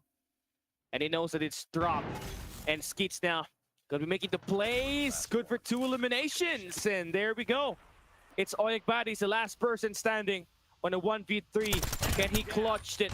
He takes down Area Boy, but Red Bag puts him in the sandbag, spits him up to a pulp. And that is going to be another victory for XG. I mean, 4-1 there, 4-1, and oh my god, XG. Well, they are going to break my prediction for the first time in history. It's going to be 4-1 here. No more chance of a 7-0, but yeah, XG still have that lead family locked in. Deadly Crowds, they still in this one. Well, the answer might be yes if they are able to get a lot more rounds. But now, so far, snipers for Red Bag on the 4-kill mark. Abadi finds that first kill. Vital kill now on top 10s all the way. And now, looking for that 2 mid. She's not going to see a single player there. The numbers are locked in. 4v4. Bomber's not been planted for Sanji. Pushed all the way back now. Coming through that A-long. And Skeets is also there. Just waiting for anybody to make that move towards him. Going towards trailer. There's 3 players behind him and 1 player in front. And of course, he does not get the read correctly there. The backstab comes through. Me finds him. Red back sniper. Back and forth. 3v3. And wow, this was a very fast round. It's a wall bang there for Red Bag to take down the guy through steals. And K-Money, he needs to come up big here. He needs to cash out. And he takes down Apathy. Now, the players on the attack side are turning their heads. They got their eyes set on the flank. And you need this shot. And there we go, Me gets a kill onto K-Money. making this a 2v2 situation once again. Redback Sniper takes out our 1. And now it's going to be a 1v2. Ujigbadi have to get that clutch now. The 4-kill mark for the man. It's a 1v2. It's all the way now on A-Long alone. Left alone to fend for himself against 2 hungry wolves, Shinra and Redback. Sniper still there for Redback, playing it all the way safe in his own spawn, not making any aggressive move whatsoever. The bomb has not gone down here. Ujigbadi bomb is also not picked up. Has to get that bomb picked up eventually and get the plant. Picks it up now. Plays it safe. Redback, I think, sees him. The info is going to get given out for Shinra to make that move all the way through trailers. Now the plant comes through for Ujigbadi. Redback Sniper still making that move slowly. Shinra, true trailer now. Ujigbadi slides into danger. And a free kill there confirms it. And a free defuse as well. 5-1. Yeah, 5-1 shots, just too good there for Shinra. Yeah, you kind of like that because he was kind of expecting that Ujigbadi is going to be swinging on the control on the trailer, because that immediately grants him so much power position instead of just putting himself wide in the open at the green car or at the bomb site itself. That leaves him out of the plank, but the timing is just better there for Shinra. Now we're going to be switching the sides. It's XG on the attack. It's a 5v4. They can always go for the aggression and still come up with the advantage at the end of the day. They're looking to try to put that bomb plant at the B side. Now it's player number 1 here. Sanji all the way in trailers, and it's going to be accompanied by player number 5 for the side of XT here. The only 2 players on that E-bomb side. All other players on the B side. Sanji just waiting. 5-kill mark. Nobody has gone down for XT. The plant finally comes through. And now Skeet still A-long. Opposite confirms one. Kill the sniper there through tunnels. Confirms that one. 3v4. The numbers are still locked in for XT. But again, DC here. They've got to find a way through. Me on the 7-kill mark. The sniper also picked up. Waiting for one clean peek. Almost gets it. No, it is not. Sanji still. The USS9. Me just waiting for that player to just pick him. But Redback and found that kill first. Apathy able to get that trade now. 3v2. Numbers are locked in. Still for XG. Oh, Sanji got executed! Oh my god, I didn't die! Oh, we didn't get down street POV. Bro! Execution! No way, man. No way. That's disgusting. You don't do that. You don't do that. Oh boy. That was mean. Wow. And XG wants to go and cut the throat. They want to put the bomb plant quick. They want to pressure this guys early. And there we go. Bomb plant in. 45 seconds for DC to play for a retake. Well, the fans come through. Sanji here, looking for a bit of blood. After the execution, he's not going to be happy for sure. The man wants blood back. He has to bite back. 3v3. The bomb has gone down. A lot of time on the clock, actually not. 30 seconds and counting. Then Apathy finds one kill through A-long. And he might get another one there. There's a player behind that rubble. He might see him, and that's going to be the man of Shinra. Shinra, oh, Sanji takes him down. Redback now in a 1v2. Has to stop the defuse. Finds it. 1v1. 2 snipers now for a face-off. One has to win it. Oh! Apathy keeps them alive. Now it's going to be a 6-2. Wow. Lost that round, but it's not over yet. Now it's going to be a 6-2. Clean stuff here as we now go into a round 7. Round 9, actually, round 9. The lead is still locked in for the boys in blue. Even despite having only 4 players, I mean, DC is holding their own. Alright, God knows what happens if they got themselves a complete squad right here. This could have been a different ball game. Now, XG should just be able to get this kill right here from Skeet, who's going to make the long rotation on towards mid. And that's just huge right there. Sanji took down Area Boy. Now it's a 4v4 situation. Smoke does come out, and you got Skeet holding steel. He's going to make a flank of a lifetime right here. A huge 2-piece in the making. Skeet spraying and praying to end it. The backstab to win the game. 7 round wins to 2. That is going to be a quick series win. That will be in favor for Secute, but they still got to play one more map, and that would be the control that we're going to be playing on map number 3. But huge props to see Secute continue to put in the damage in here. You all can really tell that they're really trying their hard and their best to try to win it. But again, it's 4 guys that they were going up against with, right? gonna be the easiest game of the day for sure. 5v4, you're gonna easily win that. Man, 5v4, yeah, it wasn't 5v4, so I don't want to be too harsh for the Deadly Class that maybe if they had the last player, things would have gone, would been a different ballgame, like you did say correctly there. Maybe just maybe, but I guess we'll never know. It's not gonna happen for them. It's a 5v4, and the lead is gonna be firmly locked in now. They've taken the series for sure, XG, and mind you, prior to Magic 4, I have to say that again, XG had not won a single map. 9 maps played, 9 maps lost. And Matrix 4, they finally win a Series 2-1. And now Matrix 5, they are winning a Series 2 now. And even no matter what happens on Control, they've now successfully won another series. Deadly Crowds here, they have to win Control. They cannot lose 3-0 to XG. That would not be a good one for the record books. Yeah, they can't lose. It's not gonna be good on their standings. But I guess they're going to be playing another 4v5.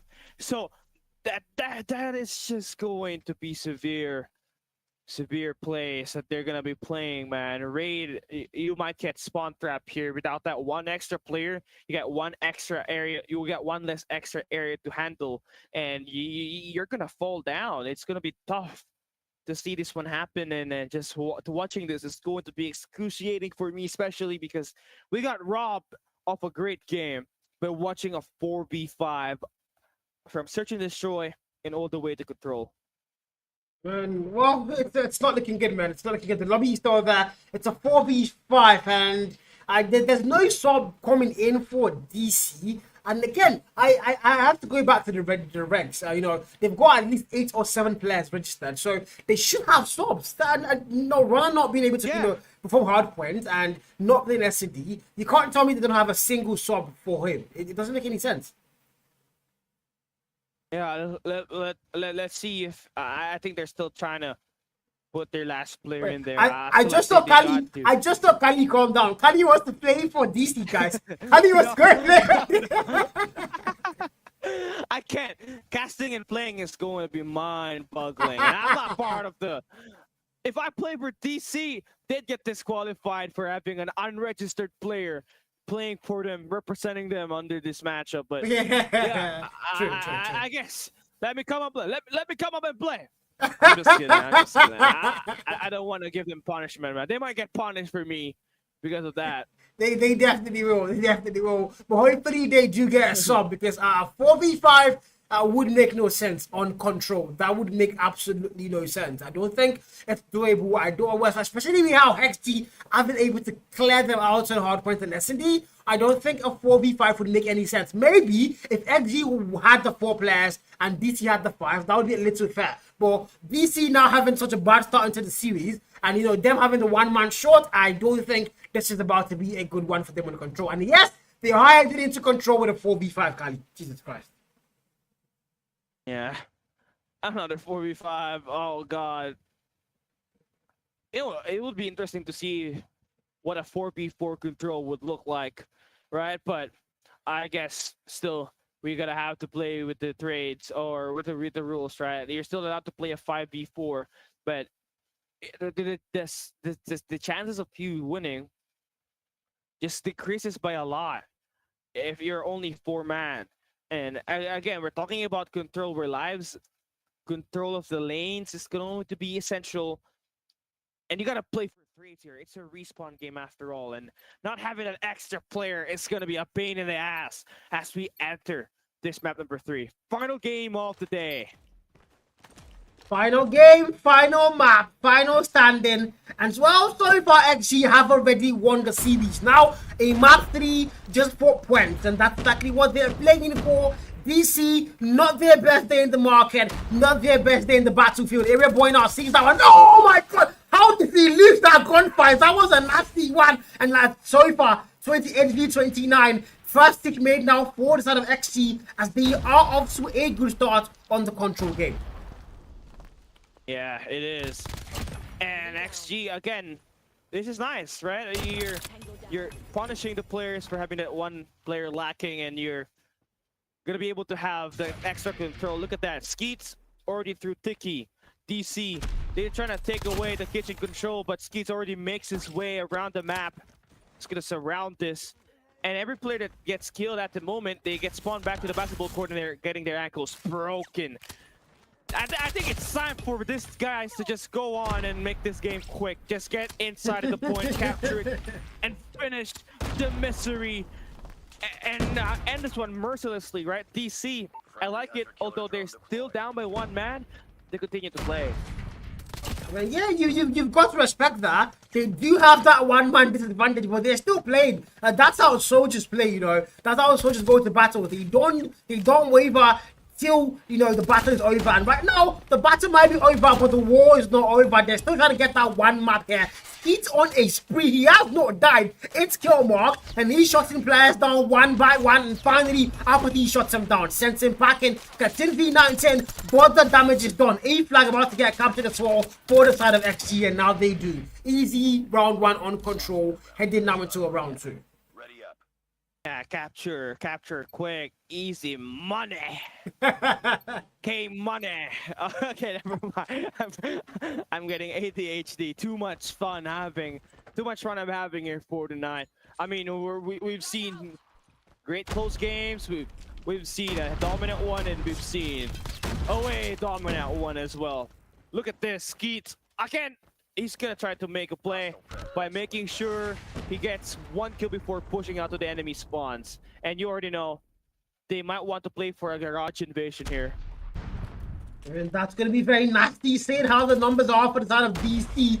But the capture already happening on B now. 1 tick mid, 2 ticks now locked in. And Shinra almost gets to me. K-Money now confirms that kill, and now they are going to clear the 3rd tick from coming in. So far, the spawn trap might be on. K-Money now making that move for the spawn. Skeet is also there, and it looks like he might just go and be a full-on spawn trap. Skeet picks up one more player, and right now, DC are going to be spawning all the way now in garage, and that's going to be a very troublesome one. Me trying to break it, not really happening. The nade, the player behind them. Skeet confirms one more kill. 13 kill mark. Waiting for the players now to true bedrooms. Sees that one, but Apathy sees him fast. So into V23, the flag capture, 2 ticks made on B, but they need to get a locked in if they want to extend that clock. Yeah, that's for sure. 30 seconds left remaining, and DC, they're getting their heads cut, man. It is bad looking right now. But to agree with that one, I can't lie, it's just bad looking. It is not a good day for them in the market at all. And the B flat capital, 2 ticks made, 1 more to go now for DC. There's not a lot of time on that clock, but not me. Just holding it down. Shinra close by on that top laundry. Might see me, but me holding it very safe. Holding a very good angle, but why did he raise his head there? Finds him, shots him down. That's going to be Skeet and Redbag as they now clear it, and they are going to clear off the tick of progression there. Coming through. 1 more second on the clock, make that nail, and just like that, 2-0 going into a round 3. Wow. Ready up. Yeah, quick and easy. Now they're right back into the attack, and you already know it's going to be a quick capture. They got 5 operators available. Crazy, man. 5 prepared skills. That is not a good look. That is not something you want to go up against right now if you're DC. 5 ups there. When your buddy finds first blood, might be what they need now. They need to pull off a magic stunt here if they want to stay alive in this one. Now it's all blue on the kill, but the Annie is over Apathy trying to get that first kill. There's nobody there. The claw confirms one already. Yigbade now watching that mid, does not see the players. Might get another one, make it 2. Might want to get 3. Of course, he does confirm. He makes it 3 there. And the Yigbade confirms those 3 eliminations there as they try to hold on for this round, for their day life. Lives are locked in for them. XT are going to be on the back foot here, going into a round 3. Yeah.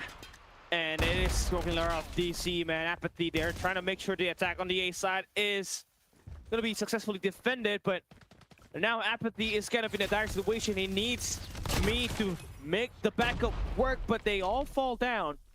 And the A side, the hardest point to capture is being done currently by Secute. That's 1 man just holding it. They're trying to work on that second segment, and another extra player should be there soon. Redbag is just the only one playing the point. They hear the information that there's a guy on the basketball court, and that would be Apathy. Gonna be swinging and will be winning that gunfight. Now number 1 in blue and Sanji will look to try to make the push. Area Boy falls, but there goes the quick trade coming through from Shinra, who's going to be making the pressure on the A side work while they take the B side hit. Well, the flag almost completely captures Kali. It's just one more second on that hill, and now they do. And now onwards are going to lead to A. 2 minutes on that clock, a lot of time. But somehow, DC are going to get lives locked in by a lot. 17 v 8, and that is the first round. We see DC have dominance, but again, they've not been able to stop the clock or the flag captures, which is also going to be very important for them. 15 v 8 now. Skeet, War Machine with Shinra as well invested on the 10 kill mark. Now coming in through, trying to get the last capture in. It's not really going to happen. RBD finds one back and forth, and Sanji as well comes through. And oh my god, the lives are lost. The lives are lost, Caddy. Yeah, there's a chance for DC to win this. Oh boy. And there you go. That is what they need. We might see them again pull up with the better one. Guess they'll be able to take this round win right here. Shinra eliminated. Wow. And look at that. DC did not win through the clock expiration. They win through elimination. That's going to be a big deal. You just won a 4v5 on that one.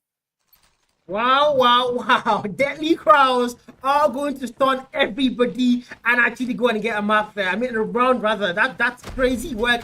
As now they go into round 4 with the confidence and the momentum now on their side. A momentum shift might be what they need now to see this one through. Game when he finds that fast kill. And need for apathy, that's not going to be of much use to the man. Area Boy on the 8th kill mark. XG now. Also a very early spawn trap. Skeet as well. 22 kill mark. Already is coming through driveway. Sees players, confirms that first kill. And it's looking really good now for XG on this round. Lives are locked in 23 to 28.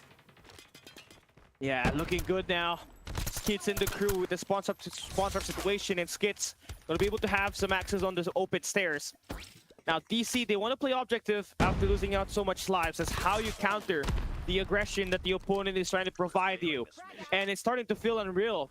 XG is looking in control, and we're seeing them being punished for it. You got Sanji now trying to do the first segment in the A side. Head glitch in his favor, but still fell down. And it's just gonna be tough right there for them now. They need to do something on the objective, and Me is going to be inside of the B side. It's got the equalizer on, and in contest, it should be easy gunfight, but he's outmanned and outgunned as he falls. His teammates, they'll be right back at the spawns. Man, Kali, there's not a single chance here of a flag capture. E flag not stepped upon. B flag also not stepped upon. There is no time on that clock. Deadly Crowds, it's got to be now or never. And the gunfight, the kill fit there, it's all in favor of XG as they now look to close the map series here on a 3-0 win. Okay, when he finds out Sanji, 11 more lives now for them. The clock runs out and XG a clean sweep 3-0 in their favor. This is not what dreams are made of, Kali, for Deadly Crowds. Wow. Yeah, it's just rough right there for them. It's a rough day for them, right? Only having 4 players. They had like, what, 6, 7 players? And nobody dared to sub in for them. And yeah, man, they're being set back for it. And that's going to be the easiest 3-0 that you're going to be winning in this competition. 4v5s, but still, we saw them fight tooth to nail. It's just that, again, winning a 4v5, it's just so hard to do. You know, it takes quite a miracle to pull it off, especially in a high caliber tournament like this. You're going to get punished for not having the extra player, and Skits from Execute made sure that they feel that, and that is going to be the game, right? 3-0s all the way through. And it's wait, hold on. It's the wait. I just see that now. So every single matchup for today, we're 3-0, 3-0, 3-0. Wow. Yeah. Wow. It is what it is. Dominance all the way, and some were hard fought, some were just easy wins. That's the thing. I am honestly shocked because I did not expect a 3-0 for the DC game. Maybe the other 2 games, yes, but For that DC game, I never saw that 3-0 coming. I never saw it, but Yeah. we are going to get it. Wow. Just wow. Wow. I mean, it could have been quick. It could have been a 2-1, but again, a 4v5 is something that we just could not really handle anymore. I don't know what to say, man. I think I'm too stoned to even speak anymore. But yeah, it is what it is. 3-0, 3-0, 3-0. And Kali, if I'm not mistaken, the time is 5 a.m. In the Philippines right now, isn't it? Yeah, it's 5 Wow, a.m. wow, guys. I mean, if you're on the chat, guys, big shout out to Kali, man. If you're on the chat right now, big shout out to Kali. 5 a.m. and the man is casting Call of Duty Mobile. That is a lot of dedication, man. God bless you, Kali. That's a lot of work for me, man. Damn. Thank you. Wow. And I then, mean, I want to see new talents, and the only way I get to see new talents without casting Garena is obviously heading into this. And I appreciate that I got invited here because I get to see what Africa is really made of. I've been wanting to cast this since Mobile Mayhem. I just could not have an opportunity. They could not give it to me because someone really. I guess it's not yet the time, right? But I'm happy that I'm here, and we get to see. I get to see some highlights. I get to see new names, and obviously get familiar with the strategies that these teams provide every day that they play the tournament. man, well, thank you very much, Kali. We really love having you here. I'm very sure I speak in favor of all the African scene as a whole, the players and the viewers. We love having Kali here. But yeah, this is where we are going to be ending our series. 3-0 in favor of XG. And Deadly Cross are going to lose that one. We'll see them on Matrix 6. Hopefully, they are able to do something else and offer us something else. But yeah, this is where we're going to be saying goodnight to the viewers. This is the African Champions League. This has been Matrix 5 by your boy Carl and the one and only Kali. And we'll see you guys again on Matrix 6. Good night, guys. You have to have a good... And good morning to Kali. Good morning to Kali, guys. Good morning to Kali. Thank you. Peace out, guys. Cheers. Look, I come from a city, you hear signs when we sleep. Heaven sent, hands down, vibes so unique. They ain't play their part, so my part is play for keeps. Wide-eyed kid, but I never saw the ease. Yeah, don't need keys. Yeah, on the table, age 10, look at me. Yeah, I seen things that'll make it hard to speak. Yeah, I've been fighting all my battles from my knees. Yeah,